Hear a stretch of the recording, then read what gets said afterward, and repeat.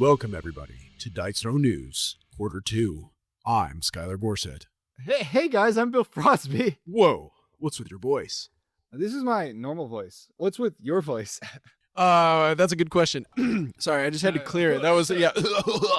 Welcome, everybody. This is Dice Throne News, the first ever episode of Dice Throne News. The roll phase. Technically, it's episode 1. Well, I guess, yeah, technically, if you don't count the introductory episode, this is true. Which is episode 0.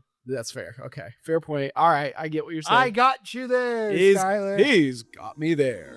We're gonna have a little tune that plays every time. You think that's gonna be a normal bit? It could be. I don't know. We'll see what clicks. We're only on episode 1. Like add a Tim Allen when he's got me there. I think that's a great idea. Okay. We are here for Dice Throne News. You guys are probably already like, oh my gosh, Get to the news already. Get to the news. Okay, so Dice Throne News. Bill, what do we have on the docket? We're gonna talk about Dice Throne Digital. Biggest priority right now. It just dropped. Kickstarter is live. Kickstarter is running. It's live of 2 days ago, and it's kicking. It's scoring goals. Okay. Next up, we have Mystic Brawler. Okay, we got the new Mystic hero. Brawler, brand new hero that just the trailer released like a couple weeks ago. Yeah. At this point. Yeah. What else? We're gonna talk about the future ranked season. Okay. So we're currently in the season of Age of Innovation with Artificer and promos and all that stuff. We're gonna then talk about the next season for ranked. We'll talk about the reveal of all of that. Yeah. Okay. Keeping that a little surprise because I'm not sure if it'll be publicly public come next week. So people know of it, but it's not like they haven't dropped a trailer for it. They haven't dropped any what the promo stuff looks like, and I don't think they're gonna have it out by We're next gonna have week, to hypothesize a little bit. Oh yeah. So we're gonna speculate. We're gonna throw some ideas out there, some possibilities. What everybody else is talking about, theorizing, so on and so forth. All right, and then what else? We got one more thing on the docket. I'm talking about the Penultimate playoffs. Oh, so sure. In episode 0, I mentioned that there's the online community. So we're going to talk a little about the ranked community, the in-person or OP as they call it, at local friendly game stores. But then we're also going to talk about the online gaming community. And like I mentioned, there's the Penultimate League run by the Freehawks Discord that has over like 200 competitors in it, right? So this is a lot of people. I can't even win playing in a group of 6. Yeah, I know. I'm there. I watch. But like it's over 200 players. All these people are playing. And it's a lot of great Dice Throne players. It definitely because there's so many players, like you have to rise to the challenge. Like you can't be average and make it far in Penultimate. Like you have to bring your game up, right? Good to know. So we're going to talk about the last championship, which ended from when this episode came out, about a month ago. Okay. 3 weeks ago. We're going to talk about, I'm going to talk about who won, who the championship was between, give a little story about each player, because I think they both have really fun, interesting storylines. And then we're also going to talk about what their teams looked like. So what 3 characters they brought, because it was a bring 3, ban 1, just like we see in ranked, right? And so we're going to talk about who they brought, but then we're also going to talk about who the top 5 most brought characters were. So like each person, so there was 18 people that made playoffs, right?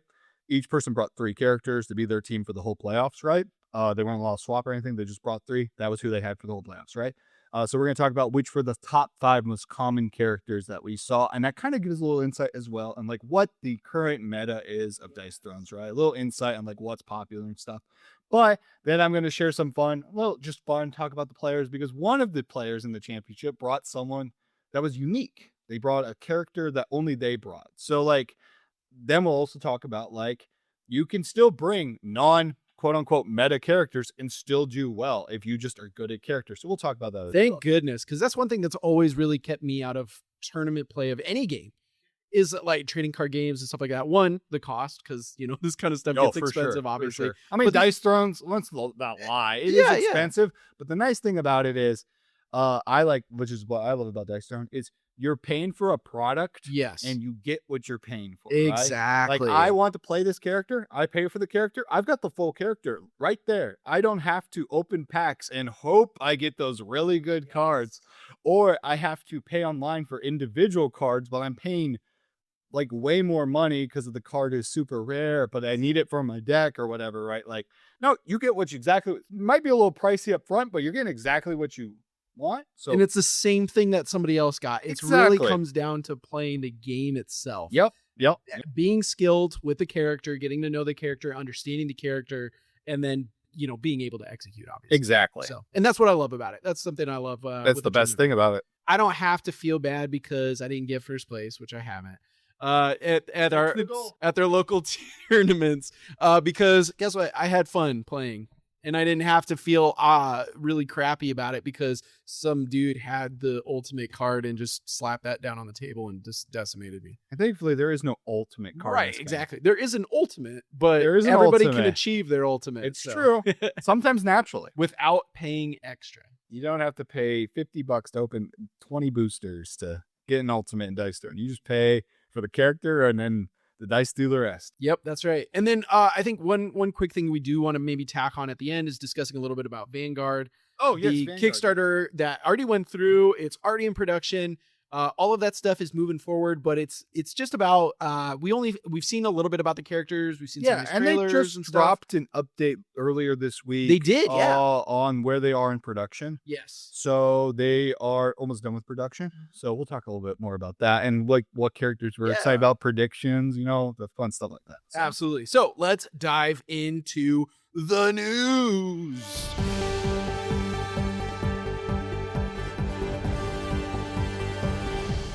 All right. So first up on our list is probably the biggest one. I mean, it is the biggest one, which happened. It just happened. Dice Throne Digital. It's officially on Kickstarter. The campaign is running actively as we're speaking right now, and as you're listening to this right now. Yeah, let's talk about it. Let's do a rundown of the campaign. Got over 300K in the first 8 hours. Yes, it did. Only looking for 100K. Yeah. So that's triple their goal already. We're moving towards less than a day. Yeah, in less than a day. They just hit the stretch goal for the cross-platform integration. Yeah, so you can be able to play, like I could play on my iPad, and then I could close it on my iPad and then go over to my desktop and just launch up the game on that, and my account's still the same. It's linked, so it's a really neat feature. Can you give me the context on why you're doing this? Actually, a great example. So Marvel Snap was a game we both played. This is true. A ton back when it came out. We both really haven't touched it recently. It just became too much. And I need to delete it at this point. I've had it deleted for over a year. It was a great game. It was a great game. Honestly, it was my most played game for that year. For That's fair. Even like online games or whatever, right? But it just had its time and it faded away. But sometimes I felt like playing Marvel Snap on my computer versus on my phone.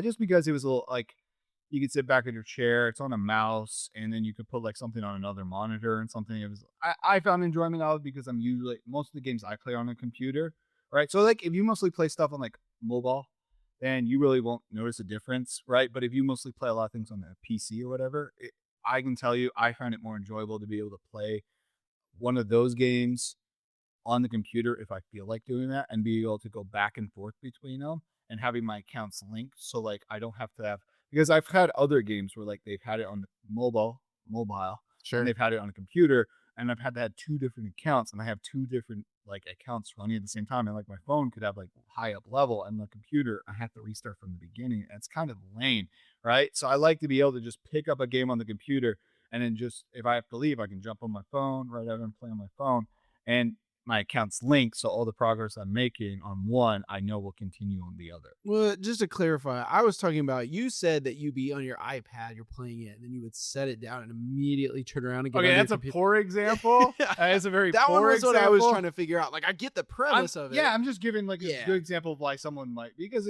you might be like, why would I ever move from one to the other if that's my main source of it? And it's like, for you, sure, but for some people like myself, I on the go, or if I was I could play a couple games in my lunch break at work on my phone, but for the most part when I'm at home, I'd rather play on the computer. Right? No, I completely agree. I also prefer when it comes to like PC, because I don't know, the screens on phones, like obviously they're big for nowadays for whatever it is that you're Yeah. doing from there. They're small and they But make your eyes have to like you're Yeah. constantly staring at a smaller screen. Some staring at a bigger screen at a comfortable position. You know, it's just way better. Right. And it's why I don't have a lot of board games on my phone. I do have them on my Steam account though. So like I'll play Wingspan, I'll play Lords of Waterdeep, Terraforming Terraforming Mars.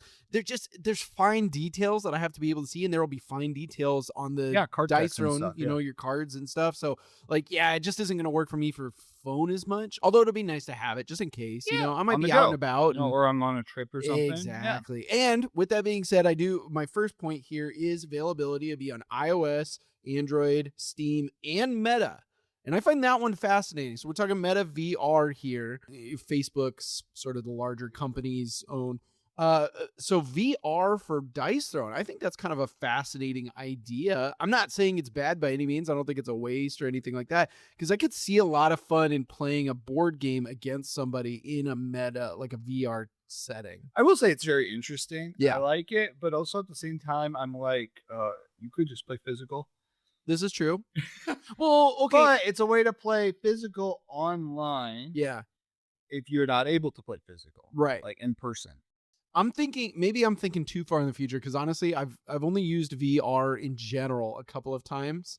Most of them for games. One thing I will say, for anything that's a little too motion heavy, I get nauseous really fast. Same. So this actually probably would bypass that quite a bit, because you're going to be in one spot the whole time. And all you're doing is, I do like it that like you physically take cards out of your hand and lay them down to play them, and then you like actually like roll the dice you want to roll with like your hand. I think that's a cool touch. But again, it's literally just playing physical, but just over. I agree. Like, Like I said, I'm thinking a little maybe too far, because I don't know enough about where VR is at currently. But theoretically, I know Meta wants to create this whole like metaverse concept where you enter almost like a literal digital world. We're thinking, oh man, there's so much stuff. I mean, shoot, Ready Player One is probably like the best example that most people will be familiar with. And so I'm thinking, like, you're in this VR world. You might not be the only one there with your opponent, right? There might be an audience. If we're talking tournament play or something, if they move tournament play to a certain extent, online tournament play into Dice Throne Digital, you could have an audience like literally watching from inside this VR world. I don't know. Again, thinking a little maybe too far ahead in technology that doesn't currently exist. I will say, speaking of tournament play, something I did notice from just reading through the digital is this was something that a lot of people were wondering was the ability to make custom lobbies as well as spectating. And Okay. I really didn't see much about that on the thing. Like, I know that one of their common responses in there is, it's something that we've discussed. It's something that we've been thinking about. It's not currently on the roadmap for the app currently, but obviously this is a whole new. I think everybody needs to keep in mind this is a whole new world for Dice Throne. People have been playing online. I mean, shoot, you said the way that you do it when you do the free Hawks, you literally have a webcam facing down, and you would just play Dice Throne right there on your desk. Yeah. And everybody would see what you're playing. Yeah. I know we aren't supposed to really talk about it, but there is people on like Tabletop Simulator and stuff like that have created digital versions of the game. There's definitely some questionability there about the legality of that. But I digress. It's still sort of limited within, what it's able to do. Obviously, this could take it in a bit different direction. This would be way better for both of those if it has a way to make custom lobbies and spectating features. Because two people could load into a custom lobby, and then like a broadcaster could load in as well into like a broadcaster spot or whatever, and then that way they can spectate the game, and then they could stream the game for people to watch as well. And you could do like tournaments and stuff like Absolutely. that. And with be able to make custom lobbies, you can create custom games and have people play against each other, right? And it adds that whole element to it. But the thing is, if that doesn't exist, you literally can't play it. You can't use the app competitively in that element for like tournament play, because the only way you can match with somebody is you would both have to like hit the fine game at the same time and hope no one else cross your fingers. But the thing is, you're gonna have other people doing that because they're gonna want to troll and be like, oh, there's a tournament going on, I'm gonna try to they're gonna click 5 game really quick, so I'm gonna try and time it up so I'm hitting at the same time, so I find a game with them and just so like you have to, if you want to have a competitive scene, which, mind you, they do. Yep. They have ranked events at local physical locations, right? So they clearly want competitive environments. Yeah. You need to have custom rooms if you want to have competitive Yep. environments, because it's the only way you can like match against a specific person you want to match against. It's right? true. This is something they can get down the road, Yeah. because you really can't have a competitive scene if you don't have every character. And I really do think that, yeah, that's a very good point too. I really do think that that is something that they have thought through, they for sure. have in the plans, but it's going to take some time. And I think that's one thing that, you know, we should all be aware of is this is very new.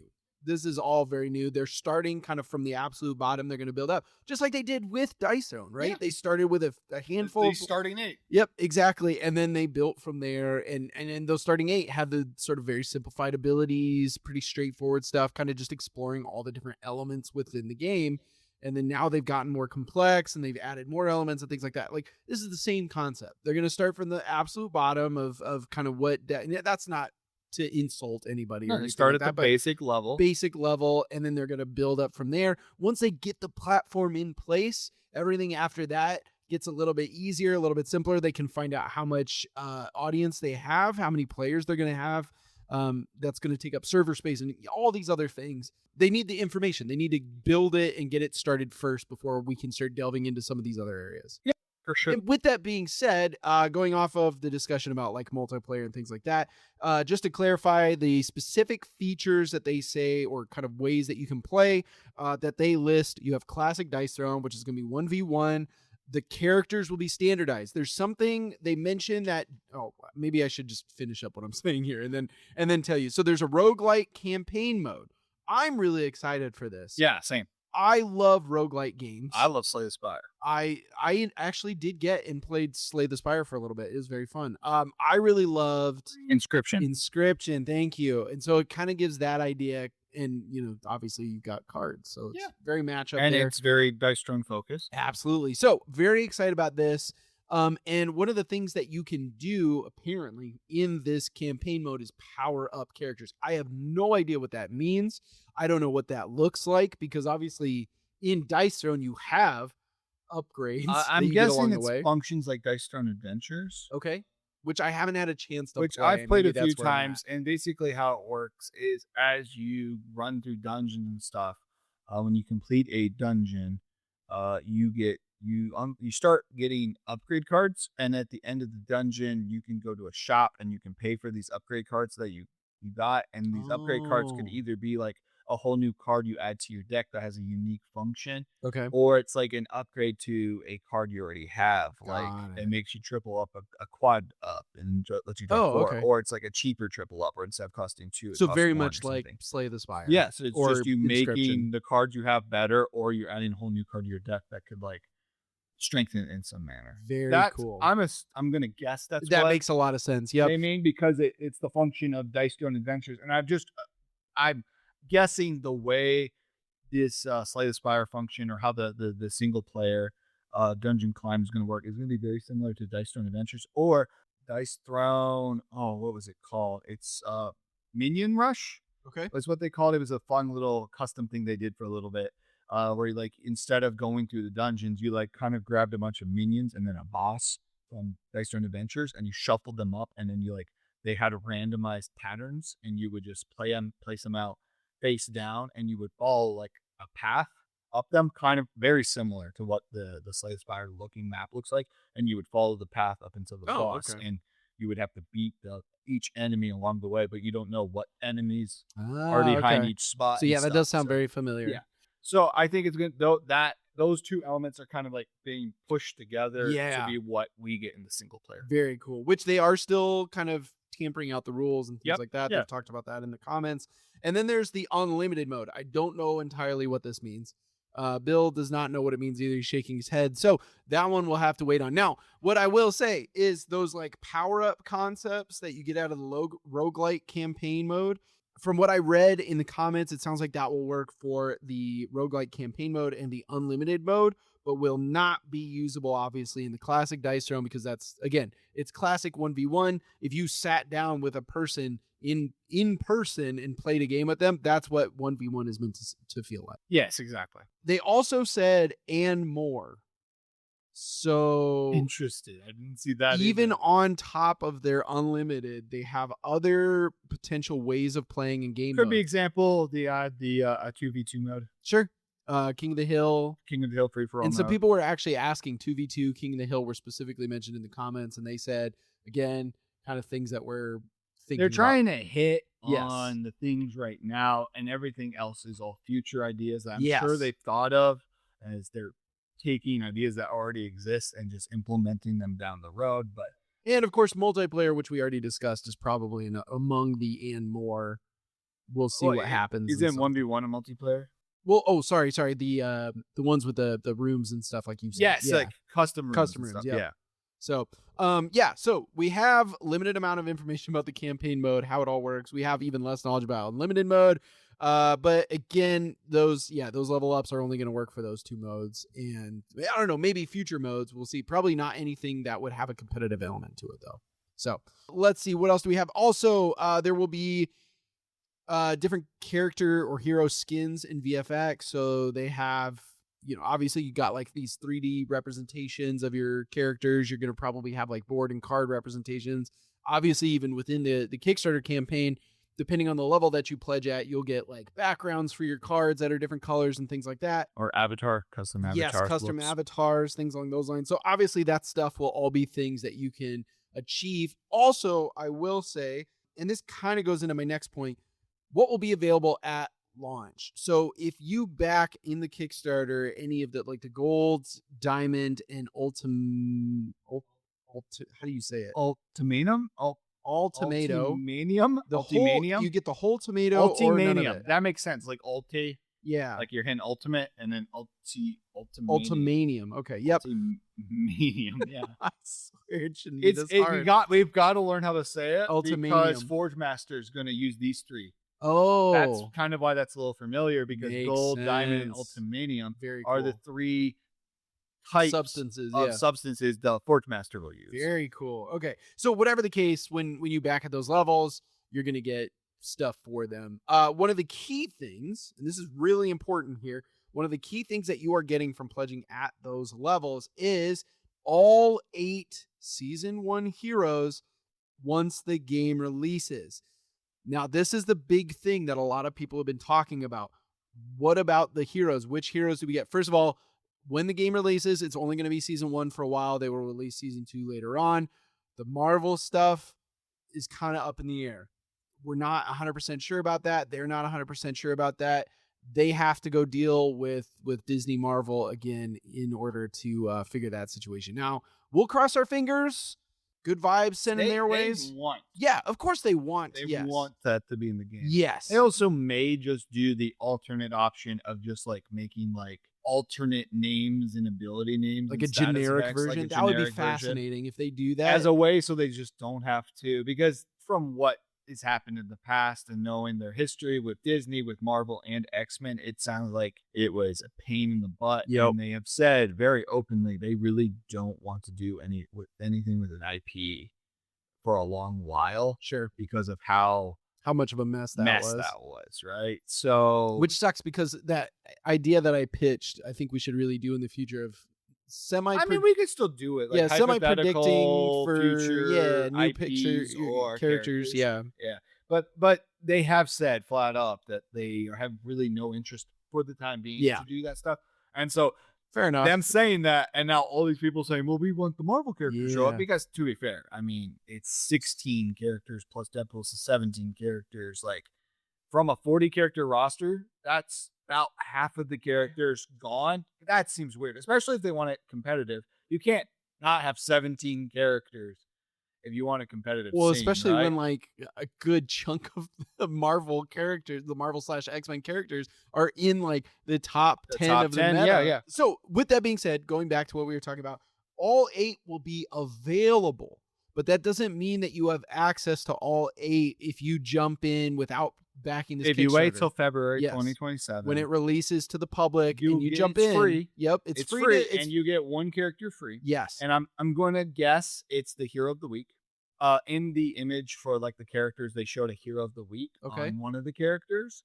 And I'm guessing that works like other free-to-play games where like they kind of go through a roster like change system where like the free to play character for that week is Moon Elf, and the next week it's like Shadow Thief or something, and it changes each week, and that's who. So you don't even get to hold on to one character. The only way, I think, this is all guess. Yeah. It's all guesswork, but that's how a lot of games do it. That way, like, people can, like, I prefer that way versus, like, everyone just gets Barbarian free. That's immediately what I was thinking, yeah. Right. Because at least people who are trying out new characters, they can have that free character of the week, and they can play that new character, and then they know next week they'll have someone else new. And then they can pay to have another character, maybe one they played previously that they really enjoyed, or they can pay for a new character they don't have, and then they can go back and forth between the characters they paid for and the free character of the week, right? But that way it doesn't become stale because you can always have a new character the following week. Now, it's also important because I'm glad you mentioned the paid part. So this is how it's going to work based on what they've said in the comments so far, or the FAQ. So basically, heroes, as they've said so far, are going to be $9.99 in order to basically for the time being. Those numbers could change. It could change. It's very possible, but I mean, this is Dice Throne. So this isn't just people hypothesizing. Dice Throne themselves has said currently the price they're looking at is $9.99 for each hero.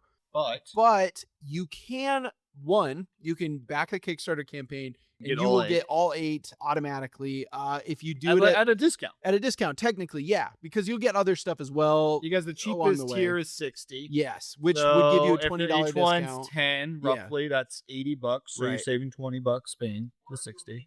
Plus, you also get other bonuses like early access and custom like card packs, and stuff like that. Little border custom. And that just increases per level. So yeah, again, you might move to the 80 level 1, and then at that point, when you give more, it's more just you're paying for like a little extra goodies, you know.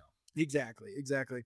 So the other way to get these heroes is you can earn them through in-game participation.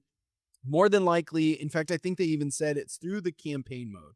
So by playing in the campaign mode, you will earn. It might be also 1v1. Yeah, I think as long as you're playing you want to encourage games. Points. Yes. Yeah, you want to encourage people to play games, which this kind of falls back to again Marvel Snap too. It's going to be very similar. But, I mean, I guess, but that was a very successful yes. on that as well. It was just players play games, you earn points. Yes, you can use those points or credits, whatever, to buy future characters, right? Or cosmetics. As well. That way, for like people who you bought all 8 characters with the Kickstarter, then you're like, well, I'm earning credits, and I guess you could save up for whenever season 2 drops, which they have said they're already wanting to do. Yeah, I was gonna say that's what I was thinking is like, okay, cool. So I back even at the gold level, and then I get all 8 characters from the get-go, and then I just save up my currency. Yeah, you save up for the future season until next season. Or since you have all the characters, maybe save up for the cosmetics when they drop. Some cool cosmetic. It's up to you. It's your stuff. I think they said in an interview before the Kickstarter dropped. Okay. Polygon did an interview, and in it they asked like, how's the payment system going to be? And they said exactly what we're talking about: free to play with a credit system. Yep. I'm blanking on one of the words they used, but they called one crowns. Okay, that makes sense.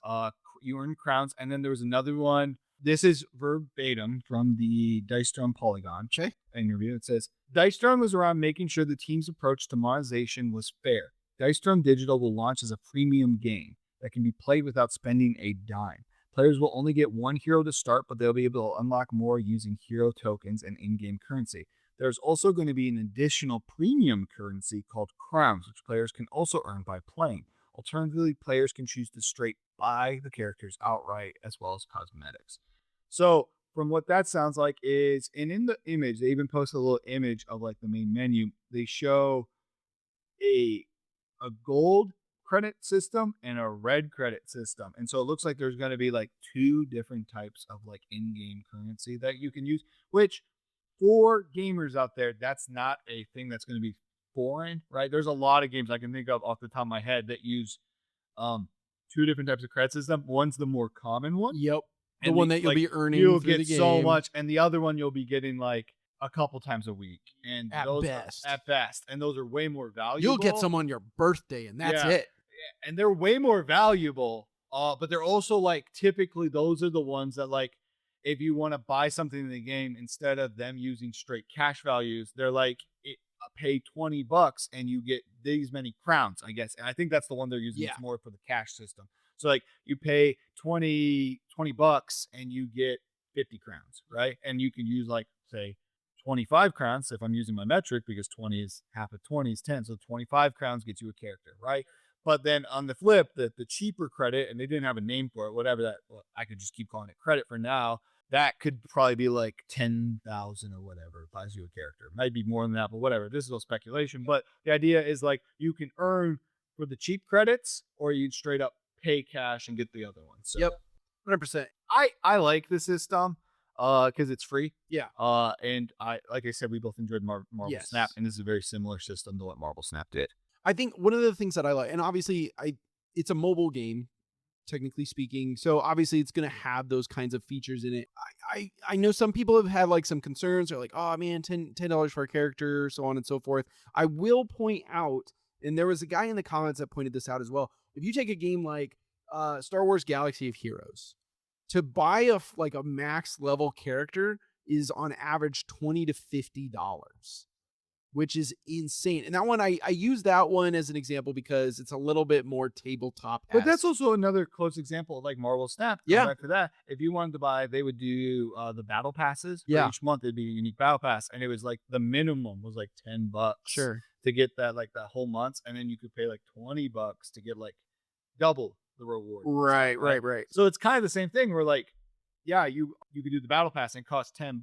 Right. Dice Throne Digital, I mean, they only have 8 characters. So like, it's the same thing. If you want to get this battle pass, it's $10. If you want to get this character, it's $10. And if you want to just rip off the Band-Aid and get it done with, just back to Kickstarter. Also, and you'll get freebies with it. I haven't said this, but I'm guessing just like in any mobile game or whatever, they usually have like buy all of season 1 and then get a discount, right? Get absolutely. like 20% off. So it's like it might be the exact same deal the Kickstarter people got, where it's like if you buy all 8 characters, it's $60 instead of 80, something like that, right? And that might just be an option in the game, or like sales they'll drop up. Just like mobile games do. Exactly. So lots of opportunity there to like, and again, you can just play the game, have fun, and inevitably unlock the characters as you go. And if you really want a new character to play, $10.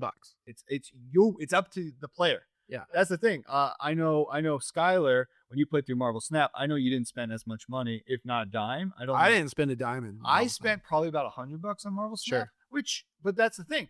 We're two different people. Yes. Who our value of how we want to enjoy the game and how much we're willing to put into the game is by the person, right? So like if Skylar's okay with playing just the same character over and over to earn a new free character, that's Skylar's prerogative. Me on the other side, like I want to own Shadow Thief and Pyromancer right off the bat. If I'm willing to pay $20 to have those 2 characters because they're my favorites from season 1, then I'm willing to pay $20 so I can have those 2 characters right off the bat. It's really up to the player. To be fair, I did probably spend quite a bit of money in Pokemon Go, which I do still play to this day. So, I mean, there is that. So again, but it's up to the person. Yes, right? 100%. Yeah. If this is your game, here's the thing. If you have like 20 mobile games that you're keeping track of on a regular basis, that's crazy to me. I don't know how you do it. I mean, I can only play one game on like Steam at a time until I get burnt out, and then I can move on to another one. But yeah, juggling, pick your game. And if Dice Throne is your game, then this is perfect for you. So, okay. So what do you get for backing in the first place? So a variety of different things, and these are kind of across all the levels. Okay. So you're going to get early access up to 6 months. You're going to get your name in the credits. You're going to get access to the Discord channel specifically for development, which makes sense. If you have early access, you're playing the game, you notice bugs and stuff, they want to hear about it. And of course, there's some Kickstarter exclusives like custom card backs, which we talked about before.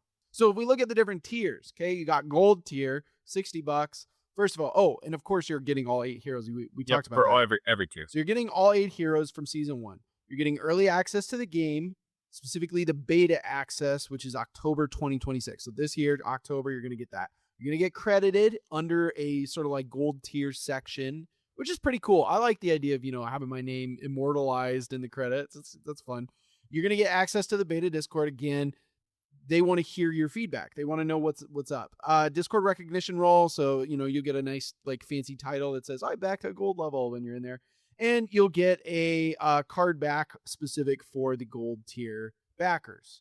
A lot of this gets repeated through the other ones. So all of those things are repeated through for diamond tier. Obviously, you'll get diamond specific The only stuff. real difference is You get the alpha access. alpha, which is you get access August instead of Yes. October. So a few months beforehand, you get to play even sooner. But I will warn you, yes. for the people who are backing Diamond, expecting they're like, I want to play this game as soon as possible. But I will say, from experience playing other alpha games, alpha is really rough around the edges. Very buggy, a lot of problems all over the place. I'm not trying to de-sell people who got the alpha to play as soon as possible, because if this is something you enjoy, then go right ahead, right? I'm saying, warning from my experience playing alpha games is they're very buggy, rough around the edges, and I didn't enjoy them. I didn't enjoy my time playing them. I preferred playing betas. Sure. Because those are a little more, they'll have bugs, but there will be way less of them. It's a little more put together. What I'm hearing, Bill, is that you're just not alpha male material. Exactly. No, I'm a beta. You're a beta. But I could be wrong. Some alphas come out and they're pretty well done already. They have everything ready, good to go, and they just need people to just play some games and get some data going. Right? Absolutely. So, like, I'm not trying to de-sell this. Yeah, no, absolutely. No. I think that from what it looks like, also, like, this game, I can't imagine having too many incredible bugs to it due to the fact that there's only 8 characters and you're simply playing a deck of 30 cards. This and is rolling true. Dice. I feel like the mechanics and everything going on in this shouldn't be that buggy. Right. So I think the alpha should probably be fine. It's not like you're playing a 3D platformer Right. with a lot of moving elements, like a Risk of Rain or something like that. Right? Yeah, Like, exactly. this is a very simple game. It should run fine. I'm just saying, be ready for the alpha playtesters that there will be bugs. Yes. There will be problems here and there, but that's kind of the point of playtesting. Absolutely. Yep. And I will also say, another thing that was brought up in the comments was, if I get alpha and I'm playing it and I make progress, is that progress going to save into when they release beta? Yeah, like if I and earn more credits and stuff, Yeah. or there's like a level up system with characters. Yeah, exactly. Or when they release the final release in February 2027. The response was, we're not sure. So also be aware of that. If you're thinking, man, I'm going to get in an alpha, I'm going to get so far ahead of everybody, I'm going to be like this massive god like a tier. high ranked character. Yeah, and their rank exactly. system, Everybody's which they going to be haven't looking fully at me explained. like, whoa, look at this guy. Be aware that might not They be might just possible. reset everything. And it's February happened before 27. with games. Yep. It's happened so many times with games. So again, not trying to not sell it to you. Well, I mean, obviously we're not sponsored by this at all. We're not sponsored. Just to clarify, we probably should We're have just opened giving with that. you. We're just giving warnings Yes. to be on the lookout for, versus like coming into this expecting everything, right? Like, these are things to look out for in early access games. But that's the thing. If you play a lot of early access games or follow up early access games, these are common traits you'll see throughout other games as well. And these are just traits that also are in this early access game. And that's just part of the early access process. It's when you come into an early access game, you can't expect the full product, and you have to expect it to have problems. Yes. Right? Because that's sometimes there is a horse that's standing on the roof of a house, you know? And you know what? After you pay for it, after the house is fully finished, that horse should hopefully be gone. Yes, let's hope so, because man, keeping me up all night. And then finally for Ultimanium, the kind of big added sell here is that you get 8 epic hero skins Yep. as well to go with your 8 epic heroes. Basically, so that's, yeah. you know, pretty cool. There are also several collaborative tiers. Collaborative tiers. Yes. Current 2 of them, But those are very limited. yes, they're incredibly limited, and it gives you the opportunity, if you were to back, they're very expensive, but if you were to back at it, then you actually get an opportunity to sort of make a little bit more of an impact on the design of the game. A lot of it's with the story element, the campaign. Sure. Yep. So you're gonna like examples here. The relic, you get to co-design new campaign relics. It's going to be the image of the relic, the content, the name. Obviously, you're going to have input, right? Input. It doesn't mean that you like, all right, we're going to send you a pack of markers and a pen. We want you to draw it and tell us what the name is. And we're really just going to lock interesting it in. stuff. They made it so you could design an event, like Yes. a random encounter. They made it where you could make a minion, like a level 1 or level 2 minion you fight. Maybe you get to help. One of them is they get to help make a custom skin. Yeah. That's pretty sick. And then the other one is they make a level 4 minion, which are like the level right below boss. But Right. they're the final enemy you face before the boss. So someone gets to help design that. So Yeah. that's pretty sick. Absolutely. Bill, I got to ask, if you were able to design an element of this game, what would you design? Oh, if I could choose one of those elements? Sure. Instant Thought is a minion. Now, what level of difficulty that minion is really doesn't matter to me. My immediate thought was a gelatinous cube dice. Classic. But like a dice. Oh, okay. And you have to fight a gelatinous cube dice. Interesting. I really would love, and technically I can't do it because he's not old enough, but I'd love to just like hand my son a piece of paper and have him draw something and then just hand that over to Manny and be like, okay, this is what I'm thinking. I want this for an avatar. Come on, Manny, work your magic. He's a year and a half. He scribbles at best, so it just wouldn't work out, but that would be my direction to go on that one. It'd be wild. It'd be like Spy Kids, where he draws the pictures and then they make that the reality for the bad guys, and it's terrifying because it's drawn by a child. But thankfully we have Manny's Magic, which does incredible things, makes incredible pieces of art. I will say the fastest grab thing was the custom avatar. It was grabbed within the first hour. That's fair. And there was only one slot for it, and it was grabbed immediately. It was the fastest thing that someone grabbed. That's freaking awesome. You know what? You're at 3K sitting around. Well worth it. Absolutely. You get a custom avatar. You get to work with Manny like directly. That's pretty sick. Yeah. No, I agree. Okay, let's look at timeline. So May 2026. That's when the campaign's going to end. So it's a quick campaign. It's 1 month. Yep. I'd say quick. I mean, that's pretty standard, actually. It is pretty standard. Okay, so in August, you'll get alpha screen. So that means anything with a screen, you're going to have your devices, your phones, tablets, and of course your computers. Then you will have access to the alpha there. In October 2026, you're going to get the beta for the screens, same thing. And then you'll also get the alpha for the meta reality, the VR stuff. December 2026, you'll get the beta for the meta VR stuff. And then finally, February 2027 will be public launch. So almost a little less than a year from now, it'll be open to the public. So with that being said, let's jump over to stretch goals. Here's the problem. We would love to tell you all the stretch goals. We cannot because they're releasing them daily, which is exciting. We get to see more. I mean, that's a lot.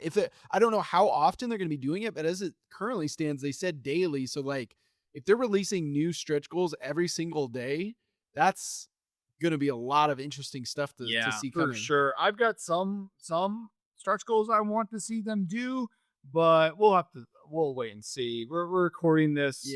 But I would like to see, fingers crossed, something that's like season 2 characters. Sure. Being able to be dropped from the start. Right. I don't think that's going to happen. No. But I can what dream. Are the next? I can dream. You can dream, Harold. Because I mean, all things considered, the $300,000 mark, which we've reached, is the cross-platform account linking. And this was a really big one in the questions that I was seeing. A lot of people were asking, am I going to be able to play from different places? And so with us reaching that, that's a big major stretch goal. That's not to throw the other stuff under the bus, but like the difference between being able to play on any device and jumping between them versus a digital wallpaper pack or an avatar frame. Again, not dissing those, appreciate those, but also that's a big update. So it'd be interesting to see every day as the numbers grow. Just the cool new features. What are the cool new, the big goes for new a month. feature? Yeah, absolutely. So there's time. So key questions that I've seen that everybody wants to answer that we can only hypothesize on. We already talked about the Marvel X-Men. Will they come into play? Is that something that's going to happen? Again, in the frequently asked questions, they said, we're hoping so. We can't necessarily guarantee it, which really sucks, and it's not their fault. I want to emphasize that it's not Dice Throne's fault. This is a collaborative thing, and I'm sure they didn't entirely know what they were getting into. Besides for Marvel characters, sure, they are going to add all the non-Marvel characters for sure, 100%. Yeah, 100%. Right? The stuff that they own, yeah. And they said their plan is they want to start dropping them after the game's fully out. They want to release them in intermediate plans. Yes. They said once that 2 to 3 months. 2 to 3 months like is about 1 what they to said, 2 characters. I like to think that what they're probably going to do is they're probably going to take like the 2 character boxes from season 2, for example, and it's like they're going to drop like Cursed Pirate and Artificer at the same time, right, like for 2 months, and then another 2 months later they drop like Huntress Tactician, something like that, or they just drop every 2 months to drop one as well. They could do that as well, but they said they want to do like continuous new character drops as the game continues. Yeah. which is exciting. And honestly, they Versus, I prefer that over just making us wait a year and then we get all 8. I prefer them slowly, gradually dropping 100% new ones. I mean, it's going to take you time to build up those in-game and credits. that's how mobile games work too. Absolutely. It's like they drop new characters every couple. You got to keep whatever, it regularly fresh. So yeah, that'll be exciting. Obviously they've got Vanguard is coming out, which we're going to talk about later in this episode this year. So, you know, and then whatever characters come after that, the Mystic Brawler. Thank you. We're also going to talk about the Mystic Brawler, who we're going to talk about later. He's also, you know, in the lineup to get dropped eventually. So yeah, it'll just be some time, but yeah, you'll have access to all these awesome, fun characters that you love. And so that's the basic rundown. I do find something interesting. This is all hypothetical and stuff, but I do find interesting as new characters get dropped. If they make, for example, the custom lobbies and stuff, so they can do tournaments online and stuff, which I think they will. Tournaments for using Dice Throne Digital as the way to play online tournaments, because it'll be a very easy way to play the game and stuff. I will find it interesting to watch how the meta will go backwards. Yeah. Because we will be rewinding time, but now people have way more experience with the game and stuff, and certain characters might become stronger or weaker now that people have had time to learn their weaknesses and their strengths and stuff like that. But also another thing that might make the meta even more interesting for the Dice Throne Digital is if Marvel doesn't come out. Right. Because that means no Black Widows. That means no Thor, no Iceman. Right? Iceman, no Spider-Man, right? Like some of these staple Dice Throne characters that we all know and love just aren't in the competitive digital scene. That would completely shake up the digital scene altogether, and it would definitely be very interesting to see how that all plays out. Throw things for a loop for sure. And be way different from the ranked scene as well, which has every character available. So yep, it'll be fascinating to see what happens. But anyway, so that's a rundown of the Kickstarter campaign. Again, there are things that are going to be coming out daily, new stretch goals daily. There will be probably more answers over time, especially when they see the money that's rolling in and then they say, hey, maybe we should look a little further ahead. Maybe we can pull some of these features to a closer time. We'll see. There's a lot of stuff that's up in the air, but here's the facts. Here's what we were able to share. Here's a little bit of speculation from our end. So, all right, let's move on to the next topic.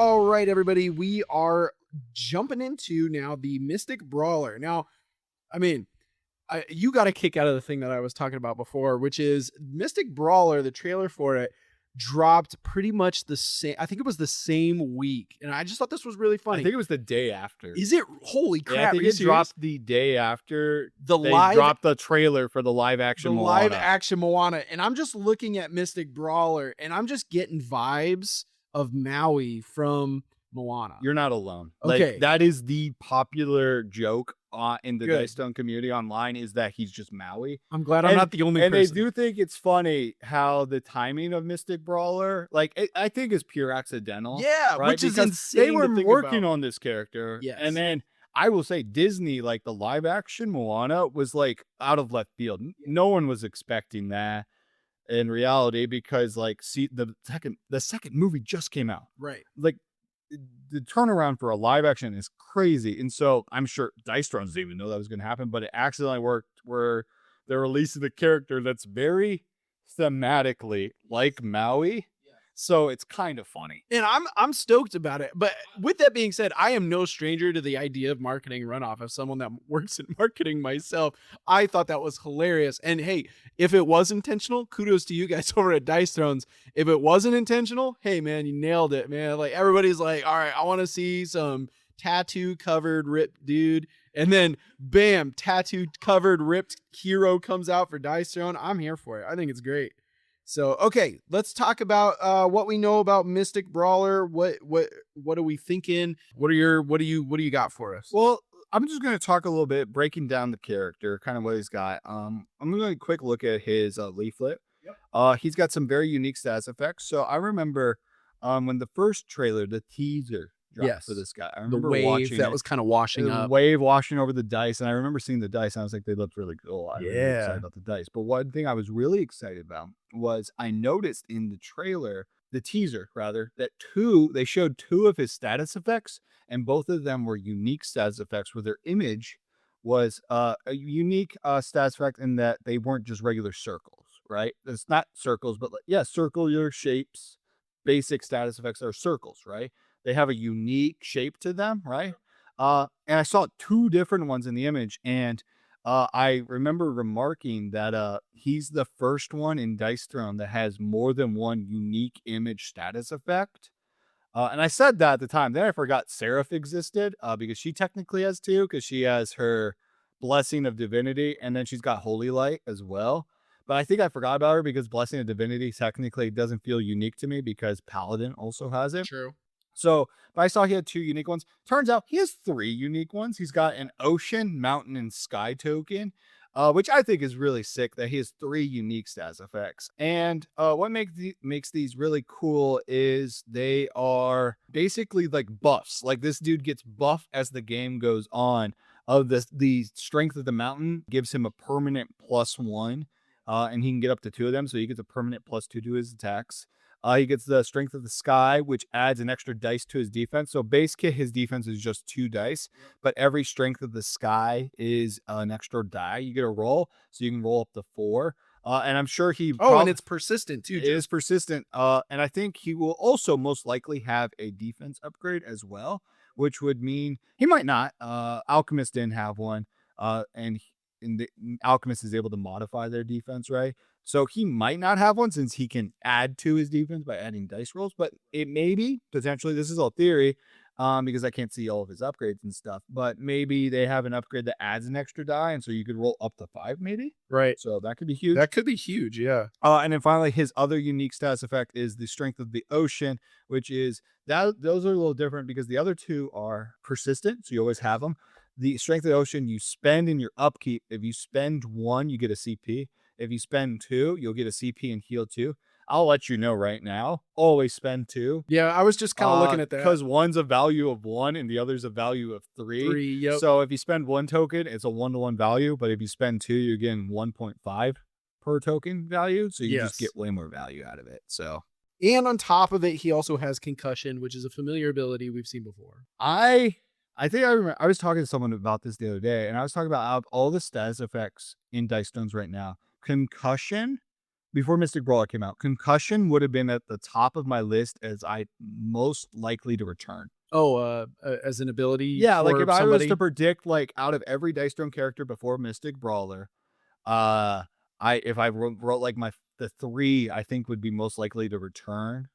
Concussion was one I was pretty sure would return because it's a very straightforward status effect, but works really well for like a bruiser type character or something like that. And in this case, it's a brawler type character, and concussion works perfectly. So like, because Dice Throne doesn't have like a fisticuffs, just like big brute kind of character, other than Barbarian, but that's like an axe. I wanted a character that was like a boxer or something like that. I always thought of that, and then Mystic Brawler came out. I'm like, okay, sick. This is what I've always imagined. I figured Concussion would come back with that kind of character archetype. So that was pretty sick when we saw Concussion come back. And he has a few different ways to inflict concussion on his board, which is pretty interesting, considering how strong Concussion is. And just to finish off the leaflet real quick, these strength, so you're going to be gaining strengths through your abilities, through cards, things along those lines. These strengths can be any of the 3, as I understand it. So you can choose when you would gain strength, I want ocean, or I want sky, or I want mountain. And therefore you can get that max out stack limit, or I guess whatever it is that you're looking for, right? I will add, I'm looking at his board. Some specify a strength. Oh yeah, you're right. They'll say, like, for example, he's the ability title below, which says gain strength of the ocean, then deal 6 and roll a rider. Or his tectonic punch, which is gain strength of the mountain or remove a strength of the mountain, right? But then he has another one like Spirit Strike, which says gain, that's a small straight. It says gain 1 strength and deal 7. So that's any strength of your choice. And then I think he has another one which is kind of covered by the leaflet on the bottom left, which is I think you like heal 2 or 3, and then you get 2 strengths. Yeah. So like that's and a really his mini ult says gain 2 strengths as well. Yeah. So like he's got a lot of different ways to gain strength. Sometimes it's a specified strength. Sometimes it's a your choice strength. And I think that adds to it. I think in the early game, the ones that specify adding certain strengths are going to be way stronger. Mm-hmm. And then I think the priority of which strengths you want to go will depend on the matchup. I think Strength of the Sky, just looking at base, is the strongest one. Being able to add to your defense is really strong. Since his defense has each of his defense dies, if you look at that, he is an ABC die character. ABC, in simple terms, this will make it easier for podcast listeners, is the symbols on the dice. So like, I think classic like Barbarian, 1 through 3 is the axe symbol, 4 through 5 is the heart symbol, the 6 is that little star symbol, right? So in ABC, the axe 1 through 3 is A, 4 through 5, the heart is B, and the ult is the star 6 is C. So do you think he's AABBCC? No, he's AAABBC. He's a classic, straightforward 3-2-1 character, just like Barbarian. But what I'm getting at with his defense is his defense does something on every die rolled. Right. Yes. So he's not guaranteed. Every die won't be something guaranteed, because if you roll multiple 6s, it says on. So that means you can only gain at most 1. But like if you roll a bunch of 1s and a 6, right? Or you roll 1s and 4s and a 6, a bunch of A's and a bunch of B's and a 1-6, you gain the most possible value out of the character. Absolutely. Right? So because of that's how his dice are laid out, the more dice you can roll, the more value he has, because he basically almost has every dice is giving him something. So the more dice you have, every dice is giving you something. So you move, basically each die you roll is an extra 1 point of value. Yes. Which is pretty crazy. That is pretty crazy. The only reason I wouldn't go Strength of the Sky first is if the opponent I'm playing does a lot of undefendable. Like they're not going to hit my defense as much. Strength of the Sky is not as good, right? So I'd rather use that on Strength of the Mountain, because the opponent might not be hitting me, but I'm going to be hitting them. I'm going to be hitting them every time. Yeah, exactly. So that +1 damage is going to be very useful as well. And then finally, I think personally how I'm always going to play him is I'm going to max Strength of the Mountain or Strength of the Sky first. Then I'll max the other one. And then I'll just grab whatever leftovers to Strength of the Ocean. Sure. That makes sense. Because that seems like it's just like the overstack one. Like I'm full on the other ones. I'll just grab this and then just keep spending those because I'm full on the other ones. Right. And then I'm spending 2 of them to get a CP and 2 health. And this is true. The value will just add up as the time goes on. But yeah, that makes sense. I also like how he's a very strong. He feels to me like Wolverine in an aspect where like he has a lot of heal all around his board. Not as much as Wolverine, don't get me wrong, but like he has a whole section where he gains strengths and heals. His defense heals, and then Strength of the Ocean. As when the game goes later, you'll probably be gaining 1 to 2 of those every turn. Right. And so that every other turn you'll be healing too. So like it'll slowly be adding up with him and stuff. So it's like this kind of like he's like an aggressive tank where like he can keep taking hits, but he's also going to be shelling out some big damage because he's adding 2 to his attacks as well. So, and I'm also noticing with Tectonic Punch, which is his large straight, you can actually spend those mountain tokens that you've theoretically accumulated to add more damage onto that. Now, do you think that's a good trade-off? Yes. Is it? Okay. Especially if you have 2, because you'll still be gaining. So technically speaking, if you have 2 Strength of the Mountains and do Tectonic Punch, it says remove a strength to add 3 and then deal 10. So that's 13. And if you have another mountain, that's 14. Right, because you're adding the +1. 14 is an insane large attack, large straight value. Yeah. It's insane. I agree. Like in Dice Thrones, a good damage attack, a really good damage attack is 10. 10. Okay. That's really good. Yeah. 14 is insanely strong. I agree. Now, no, it is a large straight. Large straights are going to be easily changed by opponents' die mods. This is true. Which is a big risk to them. The thing is, you roll into it, you accept it. Like, large straight is good on any character. You see a large straight, you say, I take that, right? Like, first roll, large straight, take it. Like, don't even think about it, you take it, right? Yeah. This guy definitely going to be the same thing. Because, like, even if, say, you have no mountains, it's turn 1.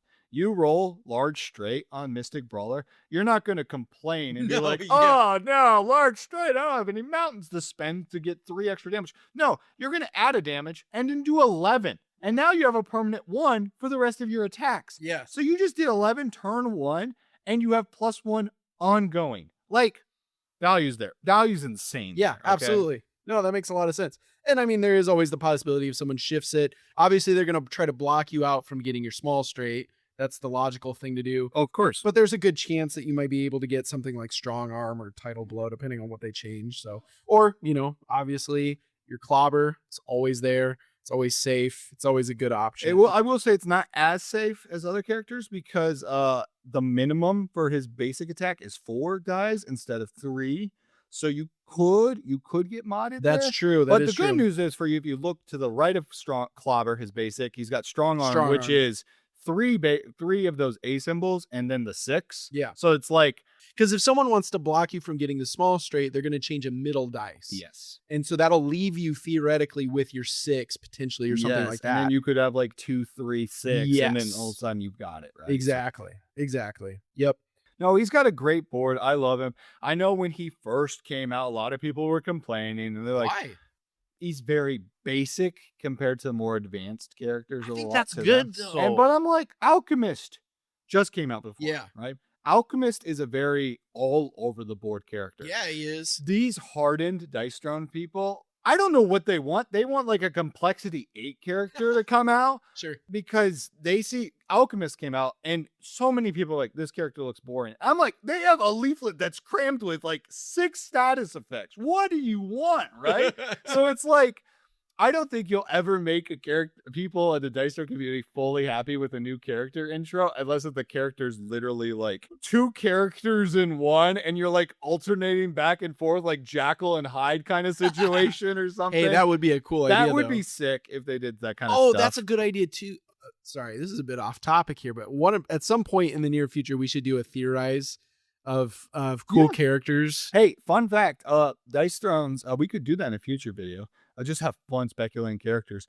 They did an announcement video about a year ago where they're like, what's going to happen in Dice Throne's future? And it's like a 20-minute video where they break down what's going to happen in the future. We could definitely talk about. We could just watch the video and break down each big thing. And if it's in the past, we could talk about how did it go. If it hasn't happened yet, we could theorize about it and stuff. But in that video, they show a brief showcase of like a bunch of characters flashing on the screen that like fly towards the screen, and if you pause you can like see the character, right? Alchemist was in that image, Mystic Brawler was in that image, all the Vanguard characters were in that image, and this was before all of these characters were announced, right? So now, because we know 6 of the characters were shown in the image, we know those characters potentially could show up in the future, so we could also pause and talk about the characters. I know that would be a little hard in a podcast thing, so we'll have to describe them a little more in detail, but we could have some fun, predicting future characters. Right on. But anyways, that's the Mystic Brawler. Whew. What a fascinating character. Okay, here's my question for you. Yeah. This is probably as far as, sorry, just to jump off your point that you were making a moment ago. I go the opposite direction. I prefer a simpler character. I love it as well. Yeah. After Alchemist. Okay. Because Alchemist high complexity, jump down to low down to a lower mid complexity character, and then they could hop back to a higher complexity next single character. Yes. I think that's how they should do it. I think that's the way they should do it. I know people are going to complain and be like, oh, but if you do that, you're going to be just introducing boring characters. You have to have simple characters in this game. Not every character is going to be a 6, because some people don't like playing 6 characters.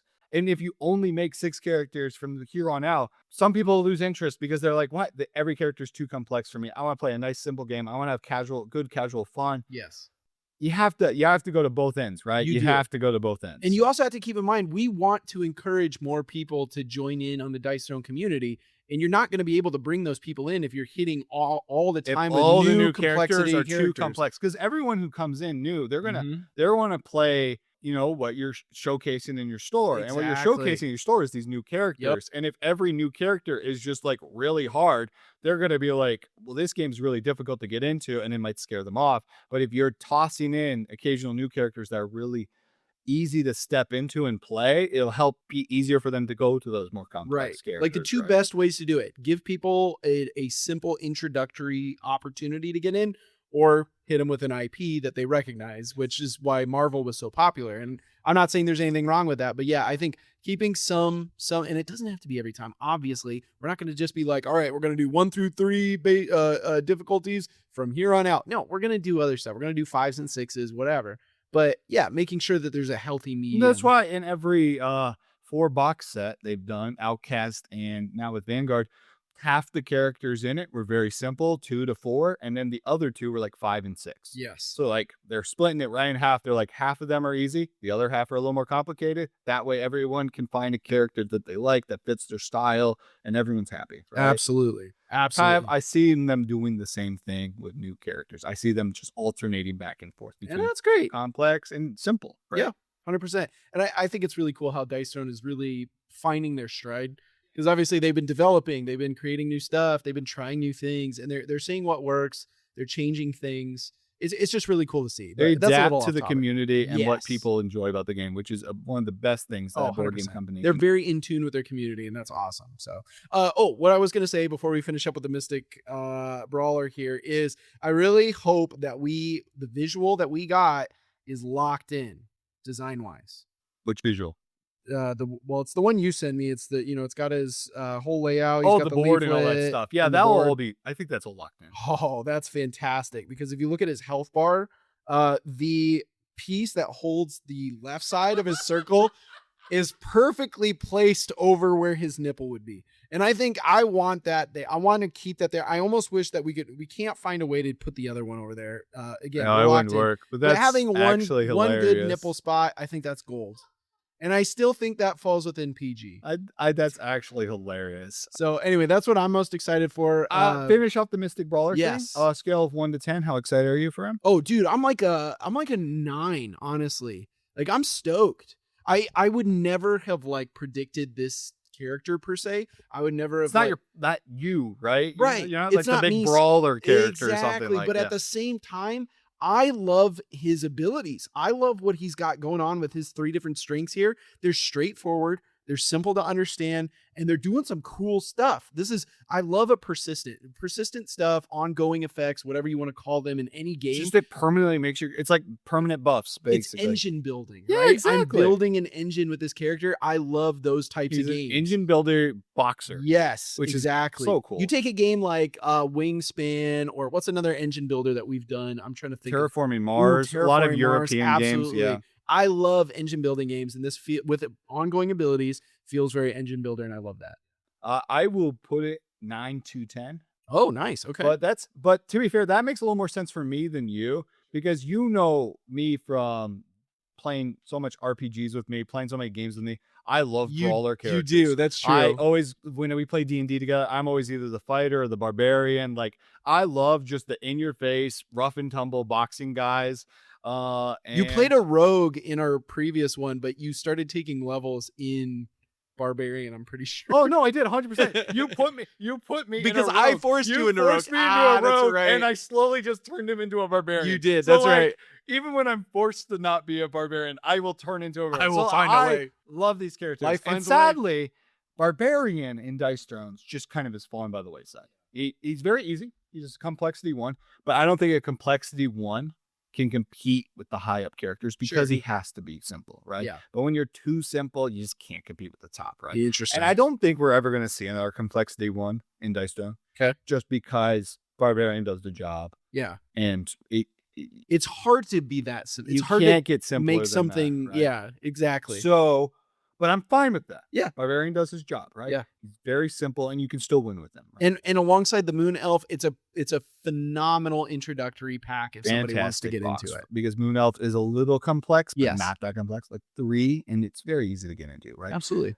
This guy is barbarian, but actually has some meat on his bones, right? Like this is a character that you can have some fun with. You could still be that big hit swinging guy. He has concussion, right? You gotta stop your opponent's economy while you build up your engine, as you call it. Like, I'm so excited for this guy. I think he's going to be really good. I'm really excited for him. I want to personally, as the person who just loves deep diving characters, I want to reseal his cards. Yes. I want to see what his unique cards are. I want to know what upgrades he's going to have and stuff, because they have definitely moved away from upgrading everything and giving like characters 8 upgrades. And now most characters give around like 5 to 4 upgrades. And so that just means more unique cards. So I'm like, I just want to see what new unique cards. I mean, This dude has a card straight up called Haka. and he's doing like a crazy face. Dude, I came and picked up my son from daycare today. He came out the room that he was in, and he just started going, and he started like doing the motions like he was doing a haka at me, or I don't know, showing me. I thought it was the funniest thing ever. So I'm super stoked that they got I'm so excited for this guy. It's great. I'm freaking stoked. Now I think we need to just move on to the next I agree. conversation.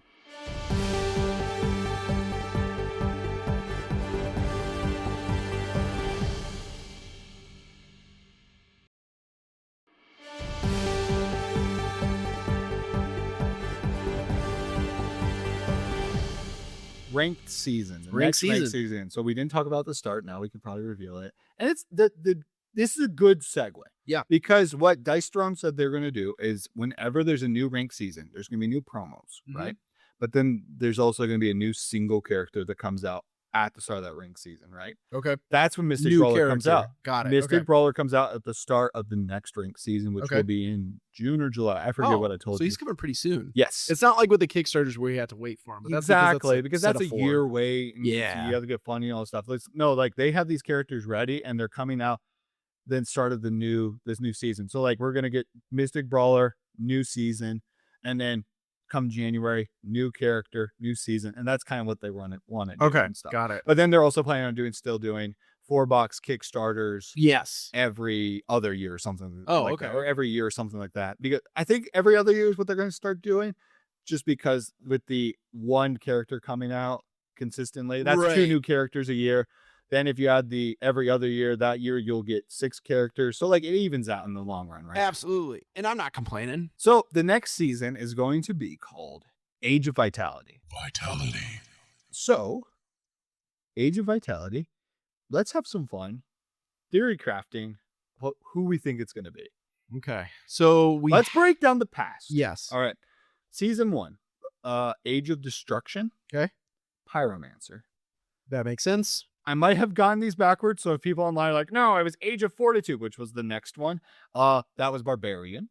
Oh, okay. So I'm not sure which one came first. I know Age of Fortitude, Age of Destruction, first 2. I don't know what the order was. We weren't around, right? Like I told you, we weren't around until season 4, which is where we are now. Yeah, so, exactly. Season 3, Age of Devotion. And that was the Paladin. Paladin one, which we've seen because Yes. I was able to get the promo cards and the promo board. So we've seen that one. It's a sick board. Yeah, it is. The stained glass, the cards look beautiful. I think it is by far the best one. Like I think the promo boards, don't get me wrong, they look sick. I love the Pyromancer alternate board. I really want to get it. The Barbarian one, I could live without it, but it looks sick. It's something new, right? Paladins, the board is beautiful. The artwork's beautiful, right? Now we're in Age of Innovation, where we are right now. It's Artificer, all right? Here's something interesting to know.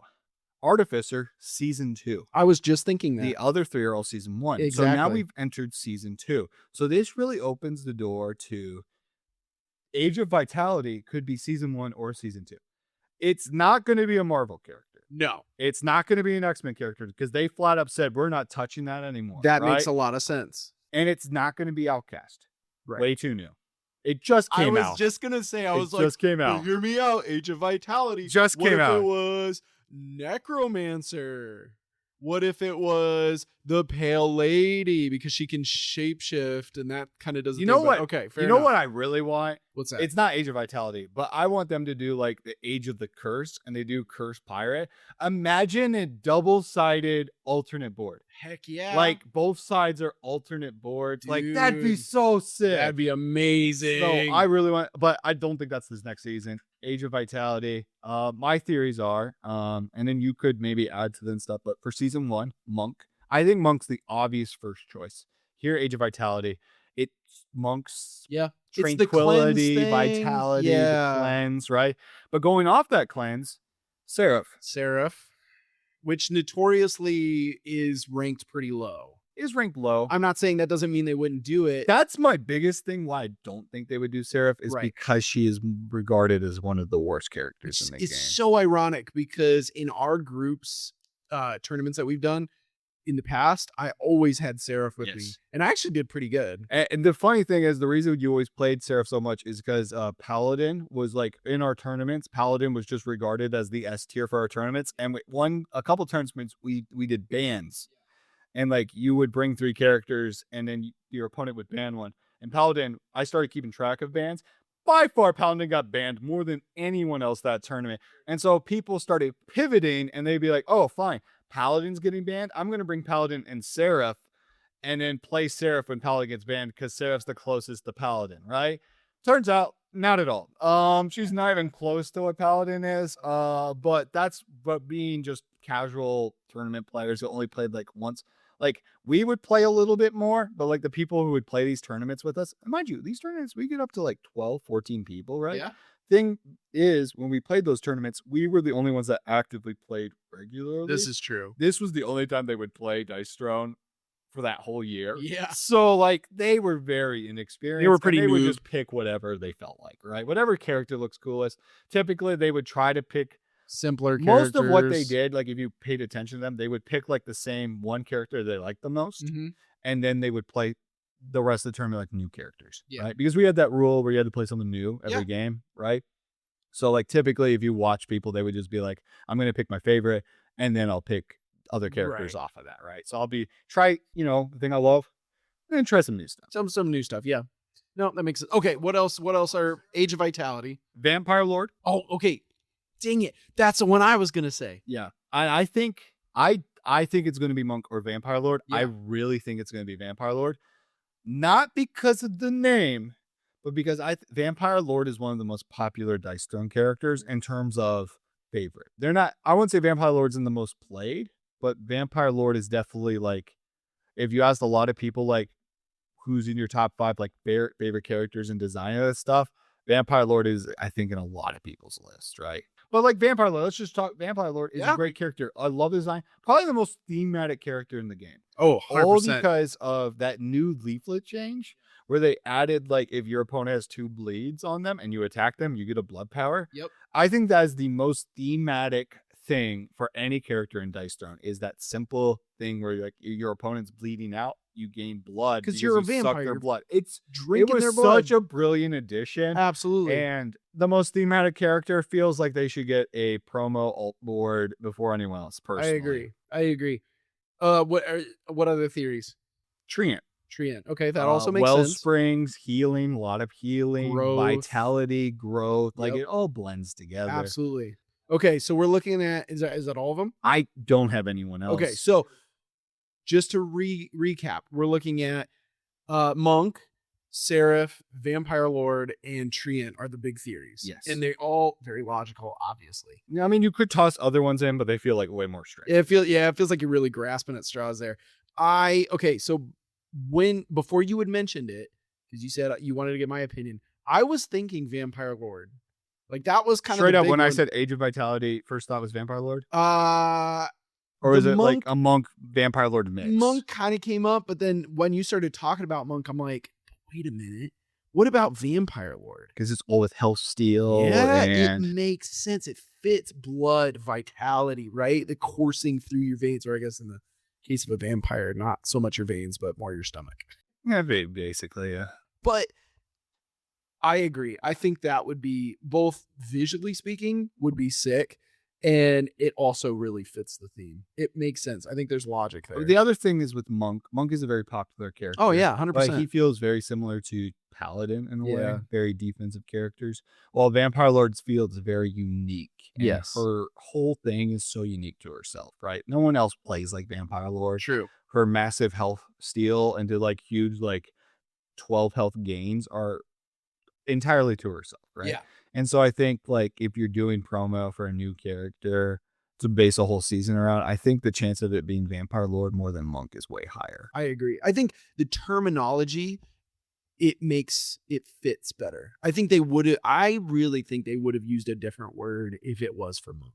Yeah. Something more peaceful Monk sounding. Exactly. Yeah. Like, I don't know, Age of Balance. That's actually really good. Yeah. Or something along those lines. That feels more Monk. And hey, you know what? Here's the thing. And I want you guys all to listen to this. If I'm wrong and it's not Vampire Lord and it's Monk, or I guess really any of it, if we're completely off and it's not one of those two and it's one of the other theories, or we're even further off and it's none of them, I want you guys to berate us in the comments. I want you guys to get back onto wherever it is that you heard this episode and I want you guys to leave us some comments. To be fair, though, Don't kill also, while you're making fun of us in the comments, I want you to be honest with yourself and look in the Yes. mirror and be like, What did you think it was? prior to knowing who it is now, and now that you're in the comments yelling at us, I want you to ask yourself, when you hear Age of Vitality, who would you have honestly thought it was going to be? Because I bet you 99% of people would name one of the 4 characters we were naming. I agree.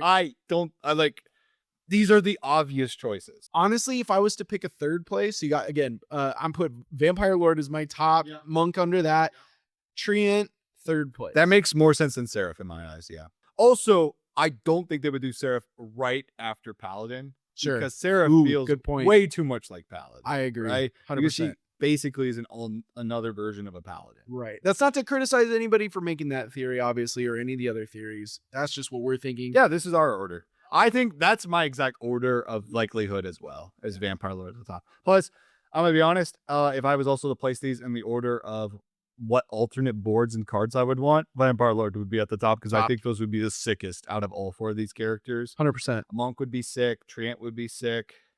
But like Vampire Lord would be like, if I could personally choose from season 1, season 2, it would probably be Cursed Pirate and then Vampire Lord. Sure. Like that would be my order because I think that'd be sick. Yes. No, I completely agree. I think it'll be. I know I talked to one guy and he said like Huntress. Okay. Because, but like, I'm like, you would choose I don't a better word than Vitality. Yeah. Right?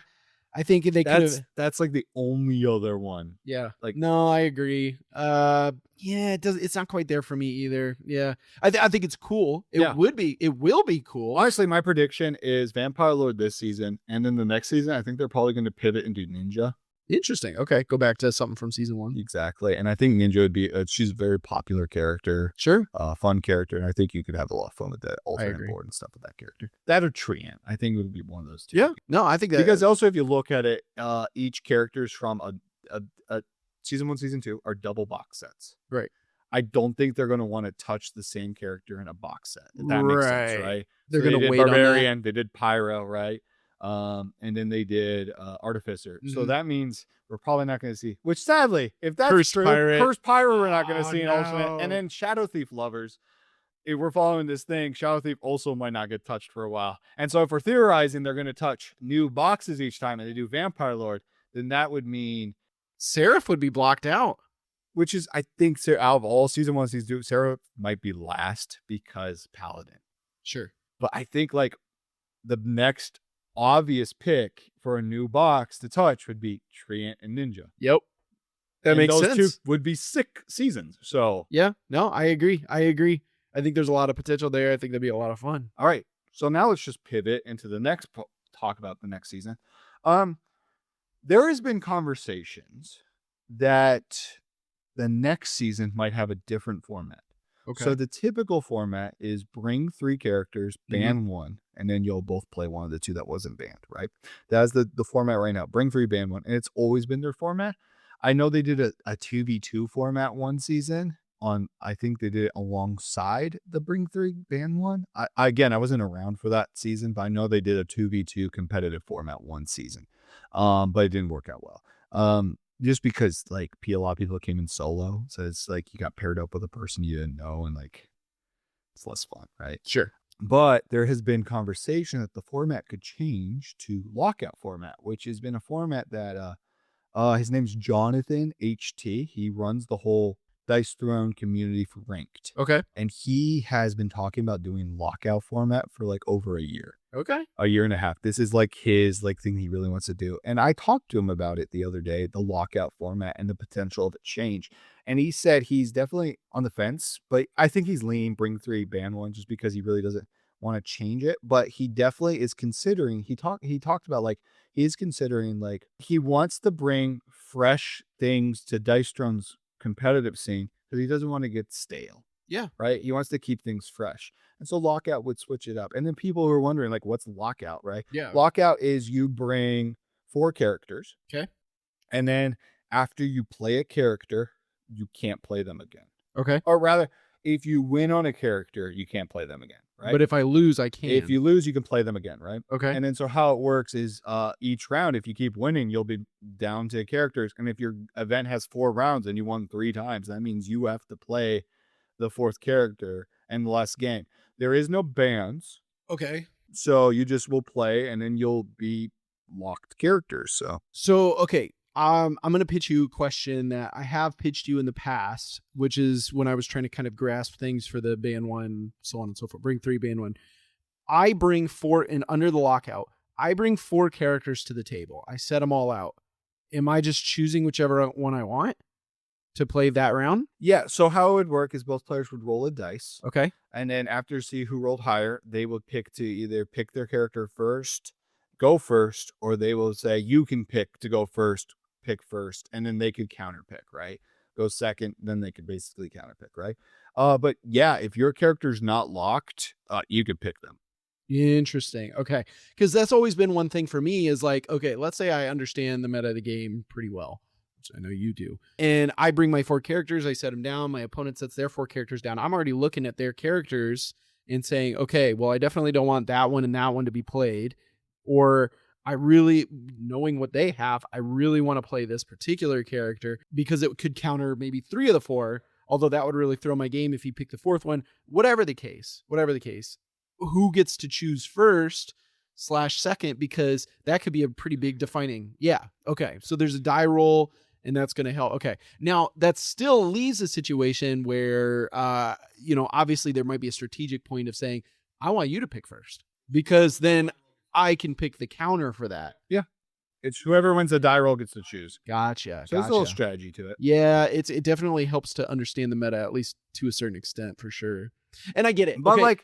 We're going to talk about this in a future episode, but it's team building. Yeah. Bringing a team where it's a flexible team that no matter what your opponent brings, you should be able to have someone that could handle at least everyone on their team. Absolutely. But that's part of just good team building. Yeah. And that's what we're going to do. We're talking about in the future, how to build a good team. But the idea is we might do this lockout format. And the other idea to the lockout format that's different from bring 3, ban 1 is every time you go to a new game against someone and bring 3, ban 1, you reset, right?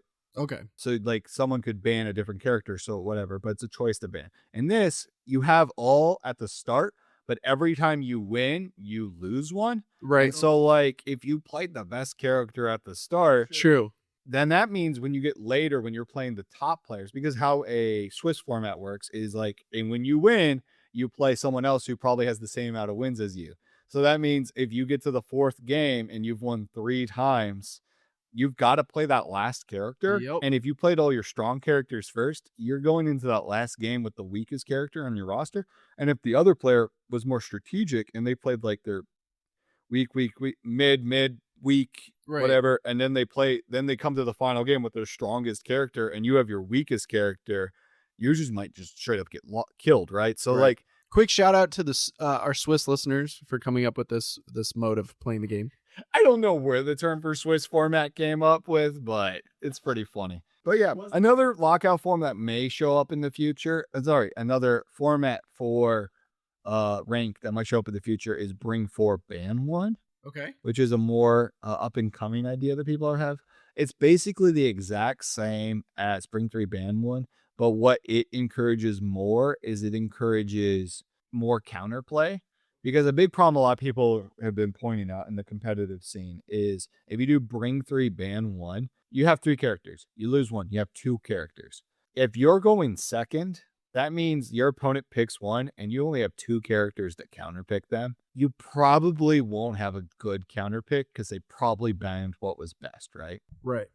But if it's bring 4, ban 1, and they ban 1, now you have 3 characters left. And the likelihood that you have someone that can counter who they pick to go first is a lot higher, right? Because if you do it right, every 2 characters should be paired with each other so that you're always having 2 characters that counter one of their characters. And so they can only ban 1, so the other one should get through. And if they pick a certain character, you pick that character, right? Good team building, you should be able to do that, right? So, but because the other major thing is in bring 3, ban 1, there is almost no reason to go second. the advantages of going first is so much more than going second, because basically you go first, you get a whole extra turn. This is true. So, sure, you don't get an extra card. Regardless of what character you have or what the counter is. You guarantee getting one more turn than the opponent because you go first. The opponent's next turn is never guaranteed because you went first, right? So there's way more value in that. And so basically the question is, when does the value of going first get overtaken by being able to counterpick going second? Right? And in Bring 3 Ban 1, the answer is like 90% of the time it doesn't. But in Bring 4 Ban 1, it's more like 50-60%. You know, it evens out, right? Like going first is still better. Right. Because you get an extra turn, basically. But then being able to counter, is that extra turn worth it if you are going against a character that just does better against your character, you know? So this feels like a Monty Hall problem.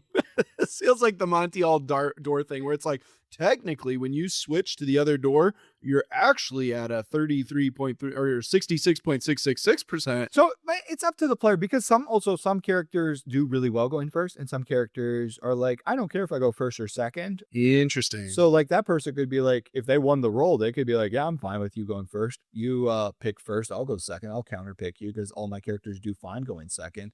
Well, other people are like, no, I'm an aggressive player. I have like aggressive characters. I need to go first. I don't care who you brought. I'm going first. So it's like, it's, you know. Are the characters that do fine going second, are those just mostly like high defense? Correct. Got you're it. right. Yeah. Okay. High defense, look at me go. or characters with good card value. Got it. They have really good cards. So just being able to get that extra card adds more value to them. Gotcha. Okay. Cool. All right. So lockout is a possibility for next season. Yep. I don't think it's going to change, but I don't want to say it's being talked about. It's just, it could change. The guy who runs Ranked has talked about wanting to change it. Like, this isn't like new news. Like, if you're in the Dice Row server, or you talk to him, like, he's been talking about the lockout format for over a year and a half, like I said. So like, this is something he really wants to see happen, but I'm just like, I think he's really just like, do I pull the trigger? Right. And I feel your pain. I mean, I get it. Like, you try to do something new and you're like, I promise you this is You're better. worried that it might not get good reception, because I know the 2v2 one didn't get as good of reception. Right. But like, I love the idea of the 2v2 one, but it's just like, it didn't work. Right. And so I can see you're probably worried, like, people want a competitive format, and if I change it up, would that lessen the competitiveness of it, right? Like, will people enjoy it as much? Will people be like, that rank season sucked? Or like there's a lot of worries. And me personally, I say do it because I like the idea of the lockout format. Sure. I think it forces players to have to play not the same character every time. Absolutely. Right. And it forces them to have a wider skill range. Right. So instead of playing the same character every game, or the same two characters every game, because like in Bring 3 Ban 1, you literally could bring a character that you expect to get banned because you want to play the other two characters. That's called ban bait in the competitive scene. But you literally bring ban bait, but you don't have zero interest in playing them. You want to play one of those other two. Lockout would force you to have to play, if you do well, all four. Yeah. So that makes sense. Yeah. I love that. Jonathan HT, shout out to Jonathan HT. Yeah, he does a great job running the community. For trying to get something new going. Yeah. Trying to bring something new to the community. Hey, we see you. We see you, and we love everything you've been doing. Agreed. I think that's freaking awesome. You work your butt off. Yes. We love you, Jonathan. Obviously, I've been in these ranked tournaments, right, at our local game store. So, love everything you're doing. I want you to know, this is the only game that I personally go out of my way to play competitively, is Dice Throne. And so, huge shout out to you, what you're doing, keeping that going, making that possible, opening up that door for people like myself who, I love the game. I didn't really think I'd get into a tournament thing, but I've had a lot of fun with it as much as I've done. So, fantastic work. Appreciate what you're doing, Jonathan. Yep.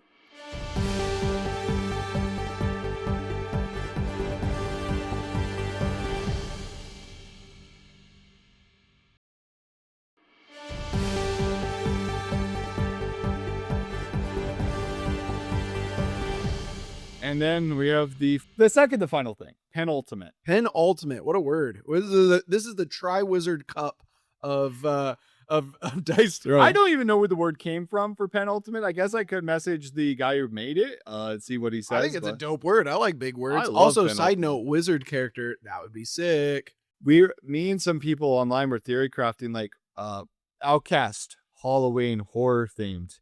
Vanguard, very fantasy themed, right?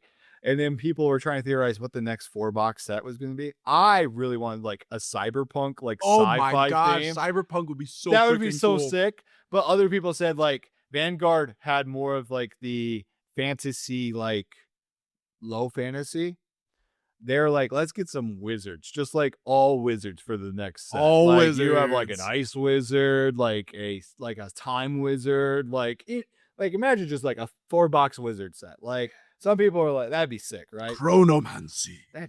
I think. And that then would be sick. one wizard. One person really wants like a watermancy character. Okay. I know when people first saw like the teaser for Mystic Brawler, they're like, oh, is this character gonna have like water powers or something? And then it came out and they went, no water powers. So, and it even says Mystic, and it's like no magic whatsoever. And it's just like, okay, buddy. Okay, now you're making me think that they need to do a collab with Avatar: The Last Airbender and do a Yeah, set of all vendors. 4 of they just have all 4 of the. Oh man, You got a Zuko, an Aang, Well, I mean, Aang's kind of the Avatar. I don't He's know. air. Yeah, He's air. that's fair. and then you have Toph and Katara, so you have all 4. No, we just leave Sokka out altogether. What a bummer. And Sokka's the best one. I agree. So Although, like a Suki do like the Kyoshi Warriors, that'd be sick. Or Oh Jet, my gosh. or like Jet. Ooh, Jet. Oh yeah, that'd be cool. All right. Anyways, welcome to our Avatar: The Last Airbender podcast. Man, this is the second time we've used Avatar: The Last Yeah, Airbender as kind of a yeah. springboard for a podcast. All right, back to Penultimate. Yes, back to Penultimate. Penultimate Sorry. is the massive online community league. It's through the Freehawks Discord. We'll try to put the Freehawks Discord link in, so if you want to play competitively online, that's a great place to do it. Join with the 200 existing players. Just boom those numbers. And guess what? If you join the Freehawks Discord and you play the Penultimate, guess Dice Throne will give us. No, I'm just No. kidding. If We you don't join, know that. guess who you'll see playing? Me. You? Because I play a lot of Penultimate. I love it. I have a lot of fun playing it, and you would get a chance to play against the guy you're listening to talk about Dice Throne. So That'd be trippy. it would be. I know a lot. Undefendable, very big guy on YouTube, does Yeah. like character breakdowns. He plays Penultimate, and I've watched him play some people, like just because we're friends, like I said. And I've watched him play some people, and they'll jump into the game and be like, "Oh my word, I'm playing the undefendable!" Like, it's like this is the guy I listen to tell me how to play characters, and now I'm playing him. Like, there's a certain like element that's like I feel like I'm in trouble. Like, Oh, that's true. That's true. And I will say, and I'm not trying to sound like narcissistic or anything like that, but I will say it's like one of the most flattering things in the world to be recognized for the content that you create. yeah, When you jump into the community and someone's like, oh my gosh, you're so-and-so. My wife did that recently for somebody that she listens to that does her own podcast. And she randomly found her in like a Facebook group commenting on stuff. And she's like, oh my gosh, you're so-and-so from a podcast. And she's like, hey, I can't believe someone, listens recognized and me, stuff. yeah. So like, I'm working on a new project, yada, yada, yada. I know. I've felt that firsthand because I make YouTube content on my Frosby DT is the name of the YouTube channel. So I guess I could promote that here. Yeah, but it's yours. I make Go for it. Frosby DT. It's a YouTube where I kind of break down characters and stuff. And I've had people join and be like, hey, I've watched your videos. Like, it's pretty cool. And then you content. kick their butt. And then I destroy them. You're like, hey, by the way, Ultimate. Oh, ultimates. I have so many bad memories with ults right now. Okay. I've gotten hit by so many natural ults in my last games. It's Really? insane. I think I've seen like 5 natural ults in my life against like just in general. I've gotten hit by 3 in the last 5 Dice Throne games I've played. It's your own fault for not having cards ready to manipulate their dice. I did. Oh. They just rolled into it naturally. And then I manipulate it. And then they're like, oh, cool. I got 2 more rolls. like, to get well, that I've got a 6-pack." mod because the thing Oh, is yeah. people go for ults when they have the cards in their hands. And then when they natural ult, the worst thing is like they roll it and then you look at it and you go, oh, shoot, I'm going to mod it. But they're just going to mod it back because they were already planning on doing that. And so they just gained value because they made you lose value. They've got a 6-it or a wild or Yeah, something in exactly. their hand. It's funny because when you have situations like that, it becomes like a game of Uno where they play a +2 and then you counter by That's playing a +2. kind of what That's late exactly game, what it feels and like in the competitive Dice Throne scene, there will be games where no one's played a mod yet because they're basically waiting for the first person to play a mod. And then the game will go on and each player is holding like 6 cards in their hand.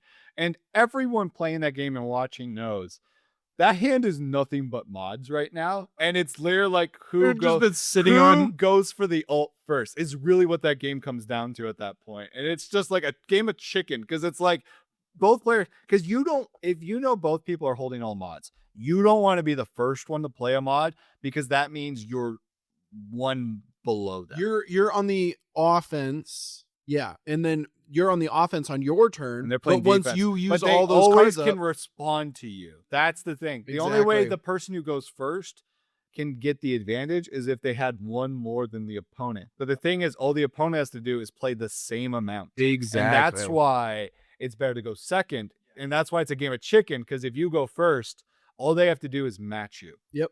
And that doesn't guarantee they get their ultimate next turn, but that means they blocked you out of from getting all, and could have made you whiff, which is a 0, and now they could have a free turn. And they get a free turn where they know you can't. They know you don't have cards. Yep. So yeah, like I'll chase my ultimate because at the very least I might get my for mini. a large straight because I know you can't stop me. What are you gonna do? That's what I always say. What are you Anyways, gonna do? Penultimate. Penultimate is the online community, like I talk about, and what I was going to talk about is currently the new season's happening right now. It started April 1st. This isn't an April Fool's joke. It just started. And it goes for 2 months. So this is how the format works. They play for 2 months and then they have the playoffs. So if you're in the top 18, you make playoffs, right? And then they play, that's the next month, right? So 2 months season, 1 month playoffs. After playoffs finish, there is no down month. It literally is just at the end of that month, the next one starts the next month, right? So there's the down time is playoffs. And the thing is, playoffs probably last about half the month. And so about the second half of that third month is like downtime. Okay. So it's basically like 2.5 months, I guess. And then half a month of downtime. And then it starts the next month, right? Got it. And in each season, they try to change up the format. Okay.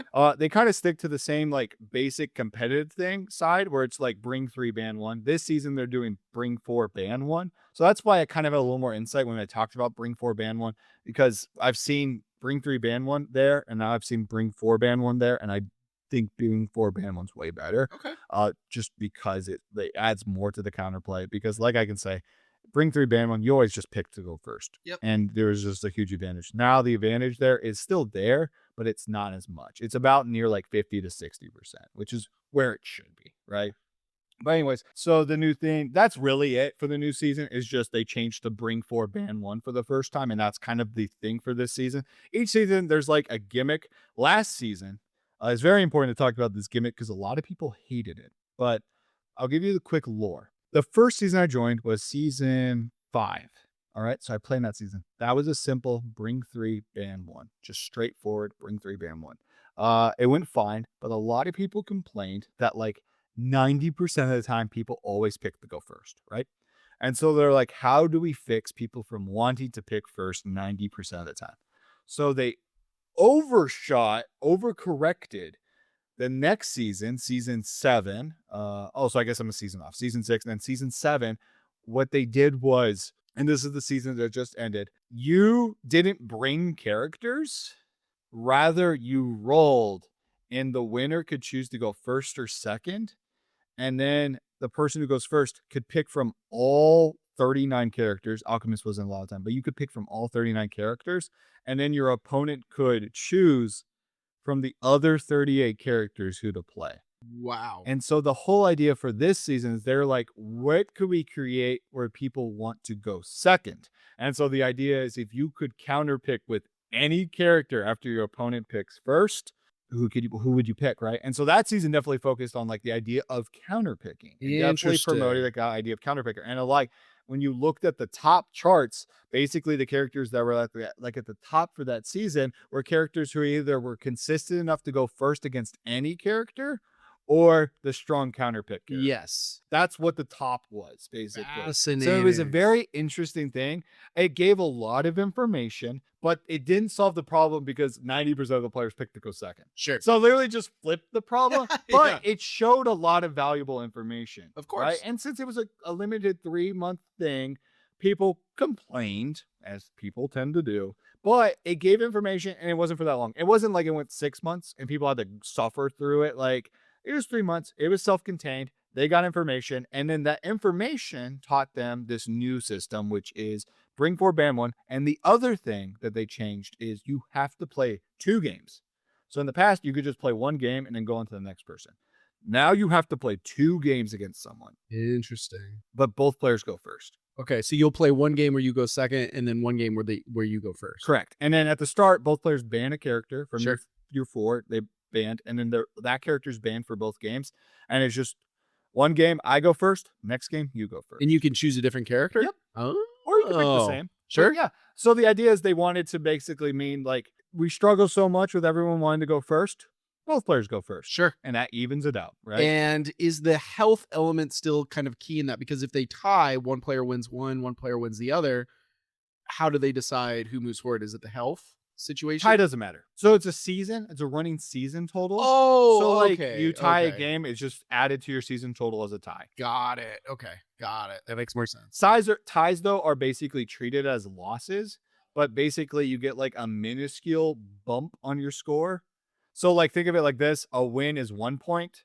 A loss is 0 points added to your score. A tie is 0.05 added to your score. 0.05? Correct. So basically, if you won at the end of the season, won 30 games, and I won 30 games, but you lost 15 games, and I lost 14 in a tie, I did better than you because I didn't lose as many games as you. Interesting. So that's why the tie being just a minuscule bump over a tie, it's basically a tie, but it come the end of the season, if we're the same in the win column, that tie matters because I'll be slightly ahead of you because I didn't lose as many as you. Interesting. Okay.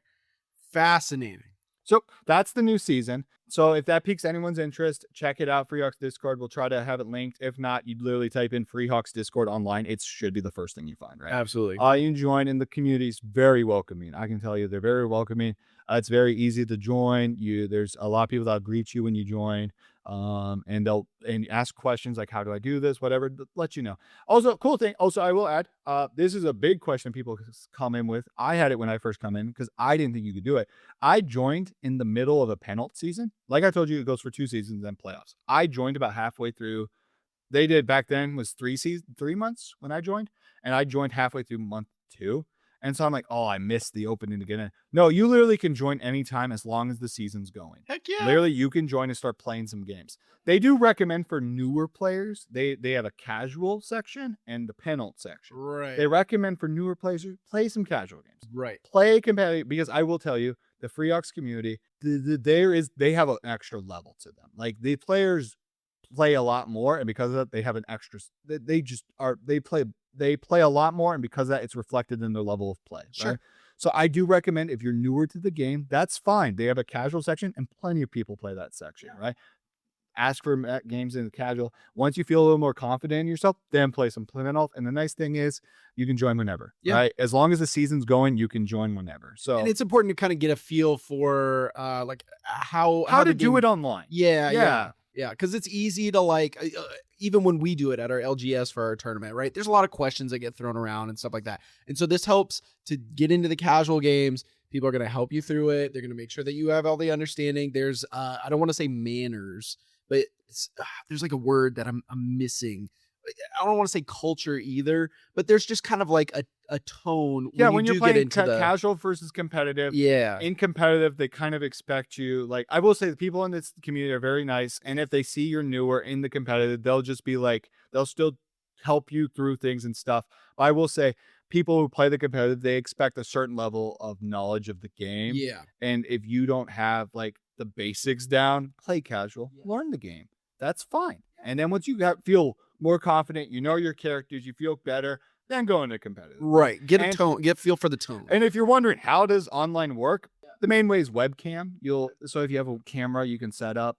Some people use their phone on like a phone stand. I use a webcam. You can even see it right on my computer. I have it's face straight down. It is face straight down, so you can see my desk. So like it's whatever works for you. And is the tournament going to be changed and enhanced in any way once the digital Dice Throne comes out? We have talked a lot about that. Well, it's all speculation. And when we do digital, yes, digital will be allowed, and we probably will play. The problem is not every character is going to be out. That's true. I forgot about So, that. like- You have to like earn them / buy them in the Correct. digital. But Oh, also, it's only like season 1. sure. Marvel, X-Men, Outcast, Vanguard, which will be out when digital's finally out. You can't play those. And so if you want to play competitively digital, you sure could, but like Sure. you're very much limited. Got it. So, yeah. Okay. Fair enough. Makes sense. To I'm me. sure they'll do digital tournaments in the future, but it's just like you're limited. So there's that. Anyways, Penult Championship. I did want to talk about this. The people in the Penult Championship was 2 very interesting characters. You got Stella. Stella. She is probably like the #1 ranked Dice Throne player in the world. Oh snap! So she's really good at the game. She has more games than I know anyone else has. I looked at her stat. I think she has over 1,000. Wow. It's insane. She knows the insides out, inside She's out of played every single character. I'd a imagine. lot. Wow. And so she was in the championship. I will say I made the playoffs. I had to Hey. face Stella in the first round. She beat me. Okay. Fair enough. Was it bad? Huh? Was it bad? No, we actually went to game 4. So it was best out of 3. Oh. And we tied in game 1. No So we had to way. replay game 1, and then we went to game 4. where Really? she beat me in game 4. Really close final game, but yeah. That's awesome. So- Nicely done. Yeah, but she went to the championship, so that made me feel a little better. Yeah. It's not like she got bumped in the next round. I went, oh shoot, I lost to somebody who just lost immediately. No, like she made it to the championship, where she faced Jojash is his name. Jojash. Jojash. It's Jozachsh. So it's like Jozash. Oh. Jozash. Is it not Jozax? No, it's Zash. Oh, it is SH. Okay. I thought you Jozash. said- Nice. Okay. There you go. He was basically Please don't attack us in the comments. he's for basically a mispronouncing rookie. these. Okay. Right on. So he played the season before, but only minorly. Yeah. He was really getting his feet wet into the Fair enough. competitive community. And then he had a funny story. He was telling me about it. He played in an online tournament outside of this. It was just like and I was in that tournament with him, and he won it.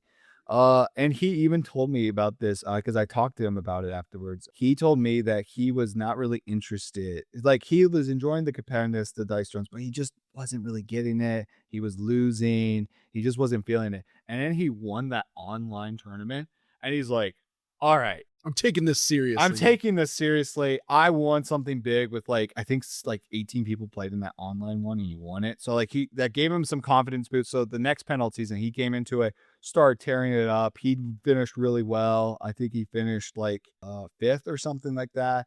Really well. And then he makes it to the championship. So it was literally the veteran versus the rookie, basically. Nice. Okay. And, That's a sick matchup. and they went to game 3, and it was the third game was incredible. It was like peak Dice Throne Championship. Okay.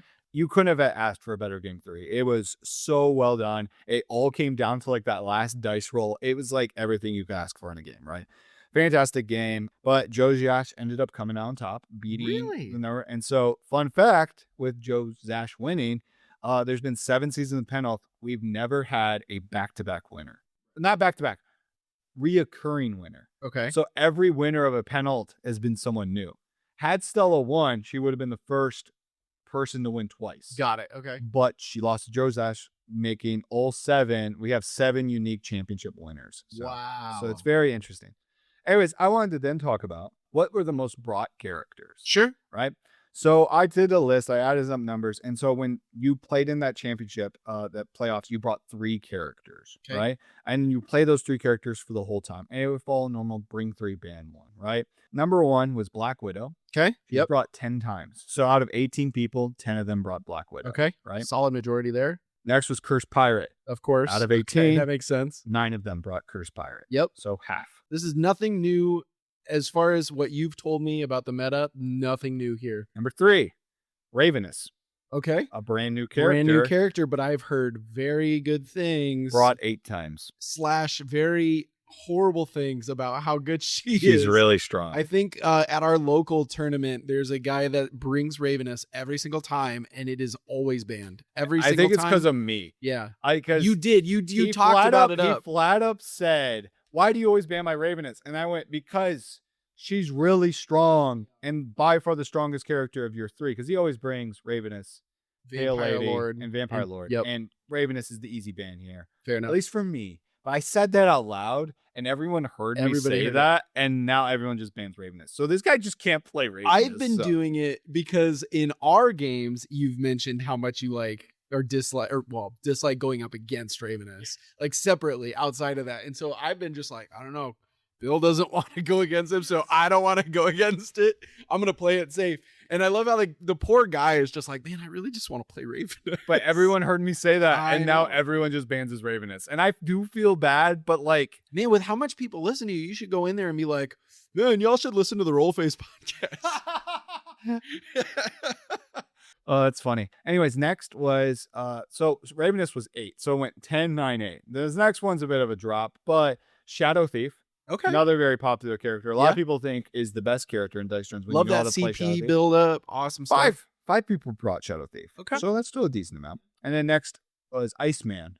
4 people brought Iceman. Iceman is the best aggro character in Got Dice it. Thrones. He It's just that has it's the that highest, slide into the next attack. and you can thing. hit for like, once he gets his glide going, you can hit for like 16 to 17 damage consistently. Wow. That's insane. That is So, insane. He's brought Iceman. So like, do I have the championship? Yeah, I've got it right here. So Stella, being the great player that she is, she brought Thor, Ravenous, and Iceman. Okay. I've heard also Thor, great things about Really Thor. great. And also so- Stella's probably one of the best Thor players out there. Heck yeah. Most played games is like over like 200. Hucking that Mjolnir, on man. Thor. So Stella brought that. And then Josash brought Curse Pirate, Ravenous, Wolverine. And this was, I hinted at the start, I hinted that someone brought a unique character to the championship, and it was Josash brought Wolverine. No one brought Wolverine, and Wolverine's actually regarded as like a mid-tier character, but Josash and myself Yeah, I know you do. You thinks love he's a Wolverine. really strong character. I think he's strong. I won't put him like S tier, but I think he's an A tier character, especially in some matchups. He's really strong in certain matchups. And Josash has the exact same belief as me, and he won. So, like, how could you argue with the guy? Like, Wolverine is great. And Hey, I'm with you on that one. I'm with you on that. If you're gonna have a character that you're gonna love, right? That's how Dice Throne works. You're gonna have that one character. You're like, I love this character. I don't care what anybody says about this character. I love this character, and to have them win, it feels so like you're being represented. yeah, you feel like what you've been saying has value. Yes, and you can't like, do you have that. facts to back you up now. You can't do that if it's like a top 5 meta character, right? If you're like, oh yeah, my favorite character is a Cursed Pirate. Okay, cool stuff. And I mean, that's a good good for you. example There's because nothing the wrong with that. season prior, Rune won was his name, and he brought Loki, and he was the only one Oh, that brought Loki to those playoffs, interesting. and he won with Loki. And a lot of people view Loki as like a mid-tier character Yeah. as well. Mid to low actually is where they view Loki, and he won with Loki. And Very so nice. like a lot of people, and that's probably like the biggest example you could see from Dice Thrones is like strong characters can be strong and they'll be more consistent to win. But the thing is, at the end of the day, it's still a dice rolling game. Yes. It's still a randomized card game. Absolutely. Anyone can beat anyone on any given night. And that's part of the fun of this game. Yes. But like if you play to the best of your abilities, you will have increased your chances of winning. Right. Right. But the thing is, there's still a lot of random elements to the game. And there's only so much you can control. And so like that means these characters who are mid-tier, quote unquote, could still beat out a strong character if they roll good. If the player plays them correctly to their maximum ability, they'll have a higher chance of winning with that character. Absolutely. So. It's what everybody says when you get into the community. You'll have people that want to get involved in tournament play, and they'll say, well, what are the best characters? What character should I play? And everybody will, I assume, as far as I've seen, everybody will respond with whatever character that you know the best, whatever character you have played, you have a good experience with, and you understand how that character works. That's enhancing your skill, and that's going to be what helps you win. Yeah, at the end of the day. more so like I've never played Ravenous before, so if you sat me Yeah. down with So Ravenous, exactly. You've never played Ravenous. means Ravenous nothing. is viewed as one of the strongest characters, top 5, right? Yeah. But like you've never played Ravenous before, but you've played at least 20 games with your Psylocke. Oh You yeah, love your Psylocke right? is going back to that what we were talking about. Psylocke is my example, which is funny. We both have characters from the X-Men. Yeah. Psylocke is my character that I will die on the hill for. That you whatever love, it is. right? Yes. But the thing is, you love your Psylocke. Yes. Thing is, I'm more scared of your Psylocke than your Ravenous because Oh, you've yeah. never played Ravenous. You should be, yeah. Right? So like you're going to be like, look at a character like, I don't know what to do on this board. I don't know where the value is. Yeah. Psylocke is a character you've played a bunch and you know where the value is. You know what's good. You know what you want to look for, right? You know where like you could get trapped. You know where you could actually whiff. You know, like you know a lot more about this character, right? And so I'm more scared of that. And that's the big thing is like people can talk tier lists. They can talk like who's the strongest characters in the game. But the thing is, if you're not consistently playing those strong characters and learning why they're good and what makes them good, you can't just pick them up off the shelf and be like, Bill said this is S tier, so I'm going to play this character and I'm going to dominate my local tournament. No, you're just probably going to lose all 3 games. Yeah, I never want to hear you say, I heard on the roll phase that this is a really good character. I don't want to hear that. I don't want to hear that. You say they are good. Yeah. But practice them first. Practice your favorite characters. Learn why they're good. And we're going to do breakdowns. So when we eventually get to those S tier characters, we'd be like, this is why they're S tier. We break them down. Yes. And then after you listen to those, then you're going to dominate your local tournament. Yes, that's right. Like it's about the skill level again, right? I love playing Psylocke because she's a character that I know that I pretty much never will whiff with because I have a whole extra dice that I can use to supplement. It doesn't matter if my opponent screws with my dice. I'll probably be able to get something because I got a 3 sitting over here off you're to the using side. 6 dice, not 5. And if they don't screw with my dice and I get something, Yeah, I'll just enhance damage. the damage. It's great. And I love that. I love that. So yeah, again, it's really a skill thing. It just comes down to knowing the characters inside and out. I think that's pretty good. I know we're going a little off topic there because we were talking about the amount of times we got taken off of discussion of tournament because we started going, but I think that's great. Yeah.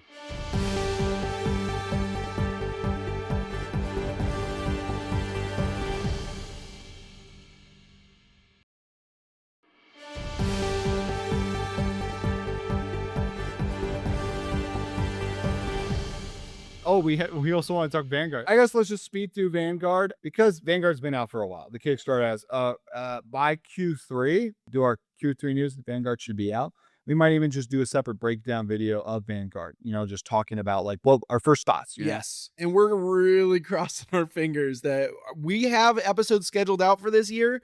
And we're really crossing our fingers that we actually have the box in hand by the time we get to our Dice Q3 Throne news. Swears that it's going to be faster than Outcast. They keep saying it. To be fair, like everybody I got annoyed because everyone used it as the excuse. Everyone was using it. They went, the tariffs screwed with shipping. And I'm not saying that was unfair. It's true. Every single game I had backed on Kickstarter all hit like a dead stop because of the dang tariffs. Exactly.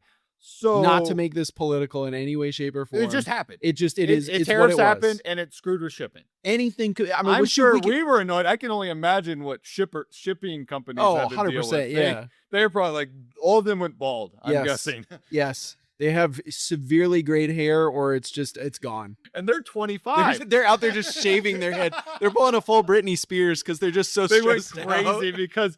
because they got the 80th message that Dice Throne Outcast hasn't hit their door yet. They're like, oh, I know. I'm looking right at. I want it there. But they swear it will not be as long, and it probably won't be because shipping people have figured it out. That stuff's in the past, whatever. So you won't take these 2-month periods. Knock on wood. There we go. But anyways, I really thought we could talk about Vanguard is just let's make some predictions. Okay. So we got ourselves Druid. We got ourselves Duelist. We got ourselves Sun Elf, and we got ourselves Forge Master. I want you. We're gonna make 2 lists here. 2 lists. You ready? First list, 1st to 4th, most excited to play. Okay. Second list. This is a little harder list. Second one technically is opinion, but it's theory. What do you think the strength order is going to be? Okay. I'm going to preface this real quick. Go for it. One of the things I have been asking for the longest time at Dice Throne was a necromancer character. Yes.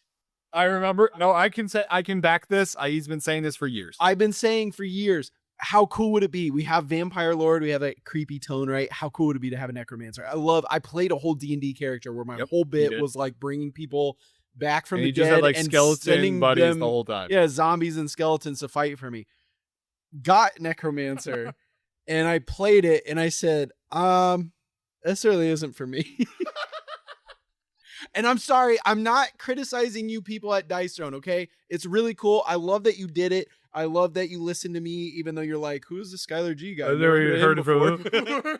But I appreciate it. I love that you came out with it. Also, the little like zombie mini guys are phenomenal. Yes. With I that, think you need to just play him more than the one time. You're probably I think right. he'll grow on me. He grew on me. He's Okay. like one of my most played characters now. He grew on me. I Fair love enough. him. I think he's fun. You just have to learn yeah. really a little more about him. Because I gunned it straight. Well, okay. We're Oh not yeah, gonna yeah. get into First that. We're game not gonna when into you rushed Resurrect, I Yeah. can tell you that's why you lost, buddy.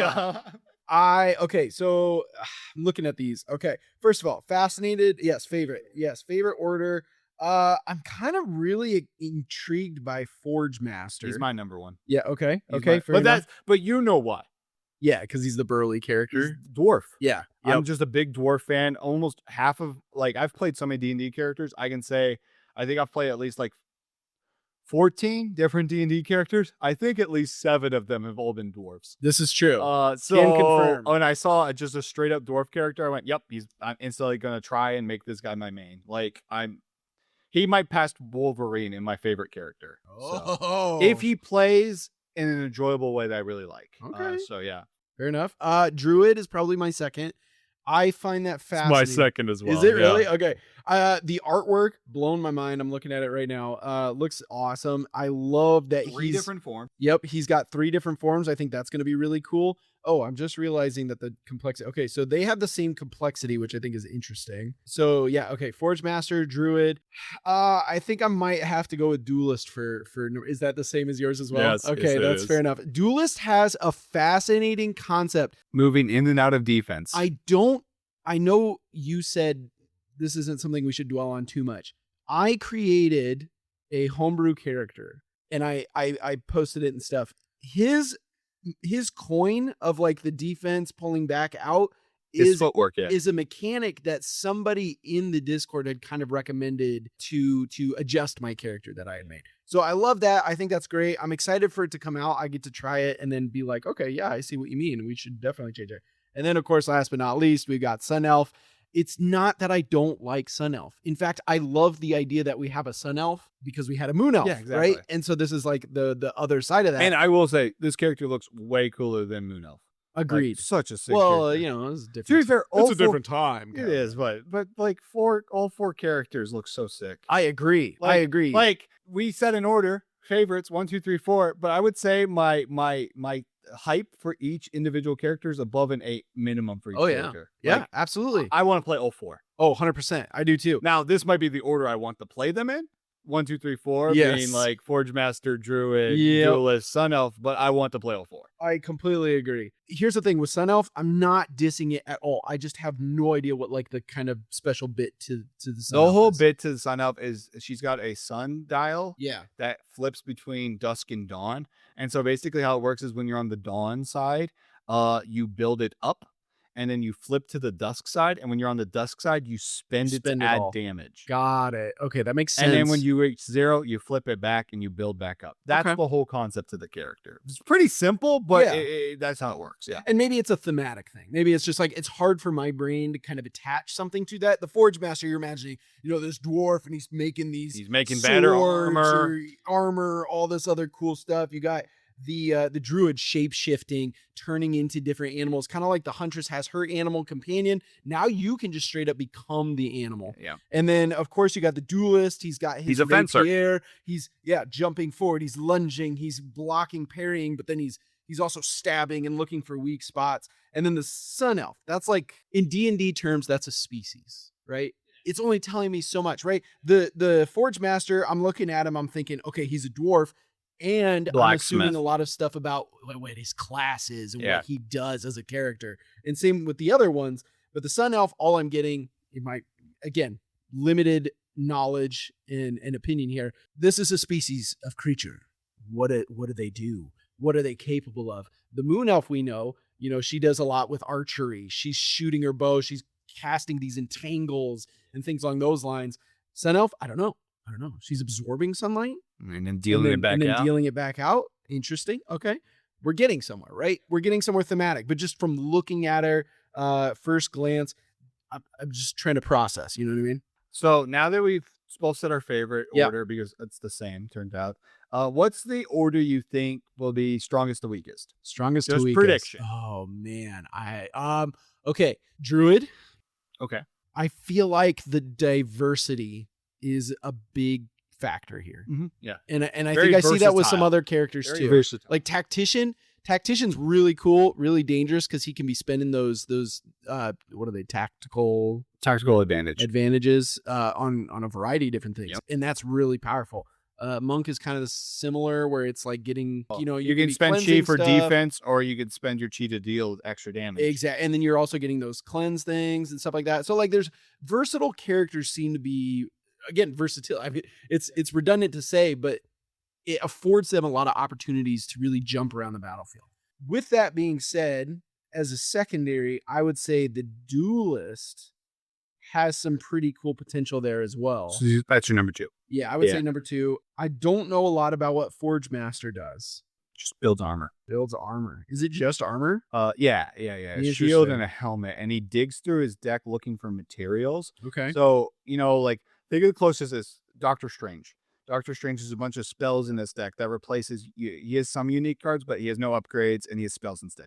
Forge Master is the same as Doctor Strange, but instead of spells, he's going to have ores that are in his deck, and he's going to have an ability called mining, which lets him look at the top like cards of his deck and grab whatever ores are there, and then he gets to put them into a mine. Where the Forge Master is also really unique. He has 2 passives. Oh, passives? On his board. Oh. He has not one, but 2 different spots for passives. Okay. Very interesting. That is very interesting. Okay, so third place, I'm going to go with Sun Elf. And I'm going to go with Sun Elf because the way that you described it, where she's building up and then she's spending in large quantity, kind of makes me think of Pyromancer. Yeah, that's very simple. Yeah. And Pyromancer is ridiculously powerful. Correct. Yeah, especially in certain matchups. Yes. Also kind of similar to like Captain Marvel has a little bit of that mechanic to her. So I'm going to go Sun Elf and then Forge Master. Okay. Mine's very similar to yours. Okay. But I think Duelist is number 1. Fair enough. The main thing is, so we talked about at the start of this episode that Mystic Brawler brought back Concussion. Yes. And I expected that one to come back. One status effect I did not think would come back, Guard Break. Because I think Guard Breaks is an extremely strong status effect. It makes your attack undefendable. Sure. Like 33% chance to make an undefendable attack. That's extremely strong. Yeah, right? yeah. I did not think that would come back. Duelist has it. And I think that status effect alone will make him strong. It fits. Very much it fits. He finds those weaknesses in your armor, right? It fits thematically 100%. But like I thought the status effect was really strong. And the fact that it's coming back, I went, that's going to make this guy really strong. And he can get it pretty consistently. Yeah. Because how he works is if you go aggressive, I think that's how he works. I think it's either he goes aggressive, either pushes his dial forward or he pulls it back. It's one or the other. You gain a guard break. Yeah. And that's like every turn you can get 1 guard break. Whoa. So every turn you have a 33% chance your attack's undefendable. Jeez. That's crazy in my eyes. Yeah. But so I think he's number 1. I think number 2 is Druid. Okay. Because like you said, Druid's a very versatile character. So we're just inverted there. Yeah, basically. I think he's very versatile, but I also think he can match what he's playing. Right. So like he could be in his cat form if he wants to be very aggressive to like say for example he's facing like a tanking troll character who do good the later the game goes. He goes to cat form, just adds extra damage to his attacks every turn and just kind of rushes down. Yeah. Or say he's facing a character that's really good at aggro, Pyromancer you named earlier. He's got the bear form where he rolls more defense, meaning he'll block more, right? Gotcha. So he does that. And then finally he has his in-between form with his human form where he gains heals. Yep. So like that's a good like in-between form, right? Like you can alternate between like your bear form and your human form. So you're healing, good defense. And you kind of like alternate between them, right? If you do it right, because I think you could spend your change out of your turn. So you could tank the attack in your bear form and then change to your human form, who in your upkeep you gain heals. Yeah. So like you block in bear form, then you swap the human for heal, and then during your turn you could swap back to bear form. So like, and then vice versa, you do the cat form and then you swap in your upkeep, gain your heal, go back to cat form before you hit, and then like I think he's very versatile. I think he's very, very strong. My next pick then is Sun Elf. Okay. I think Sun Elf's going to be decently strong. I don't think Sun Elf's going to be as strong as the other 2. I think the other 2 are going to be very strong. Yeah. I think Sun Elf's probably going to fall in the middle. And I think I like how the character works. I want to play it. Yeah, you The have other to two, see it in I practice. can see how they can play already, Yeah. and I think part of that makes them stronger in my eyes. Sun Elf, I don't know how it's going to play. Maybe it might be really strong once I can see it, like how the numbers work and stuff. But until then, it's all speculation. I want to just see it play. And then finally, Forge Master. I'm going to be honest. This is the character I'm most excited for. I think he's going to be really weak because I think him spending too many turns looking through his deck to make his armor better is going to be too slow of a mechanic that he's going to be dead before he actually can do anything. Right. I don't know. It just feels like it's too slow. I know a tactician very much suffers from that. He's like mid-tier because he spends too much time having to build up his defense, his cards, his upgrades, his tactical advantages. He spends too much looking for cards to get more alts, right? And because of that, he can just kind of get rushed down. I think Forge Master is going to fall for the same problems where he's just going to get rushed down too fast while he's digging through his deck, and he's just not going to be as. But who knows? I could be wrong. Once you play him, maybe a strategy might get formed by someone that's like a hybrid where like someone figured out a way to play him where it's like you're building up your stuff while also being like pretty aggressive at the same time, or maybe something. I don't know. But again, we won't know all this stuff until the characters come out. But yeah, that's where I put mine. That's fair. Look at us. We had exactly the same excited hype list, and we had almost exactly the same on strategy. And honestly, Druid and Duelist, I probably could interchange them because I think they're both going to be really strong. Heck yeah. All right. Well, we did it. We this is the first ever Dice Throne News episode coming out right after the Dice Throne Digital Kickstarter kicked off. So which we're excited for. Oh man, I'm so excited. So excited. It's going to be exciting. Again, lots of stuff coming out from Dice Throne, and we will be around to let you guys know what we find out as it's coming out. Yes. Episode 2, where we'll be doing a deep dive into Barbarian. So grab your loincloth and prepare. I'm ready. Tighten it. Good. Okay. Oh, thank God. See you there. Well, that's a wrap on another episode. You know what, Skylar? But with the roll phase, there's always more on the way. We want to say a massive thank you to all who tuned in and joined in on the roll phase. That's right. And if you enjoyed the show, please hit that subscribe or follow button on whatever platform you're listening on right now. It really helps the show climb through the rankings and get in front of more listeners. And don't forget to find us in the wild. You can follow the roll phase on Facebook, Instagram, Blue Sky, and TikTok, where we'll keep you updated on new episodes and even post more content following us and our Dice Throne journey. Yeah, who knows? We might end up at a convention near you or doing an impromptu video about a brand new character announcement. Yeah, and if we hit 10,000 subscribers / followers, Skylar will dress up as his favorite Dice Throne hero, Psylocke. Wait, what? Oh, and don't forget, we want to keep the Dice Throne community growing, so be sure you're also following the official Dice Throne social accounts to help support this game we all love. Yeah, good idea. Hey, can we circle back to the Psylocke thing? You're right, Skylar. The best way to grow the community is to support the original creators. Yeah, I know, but Until next time, this has been... You're supposed to say it. The Roll Phase Podcast. See you all next episode. Hey, I never agreed to.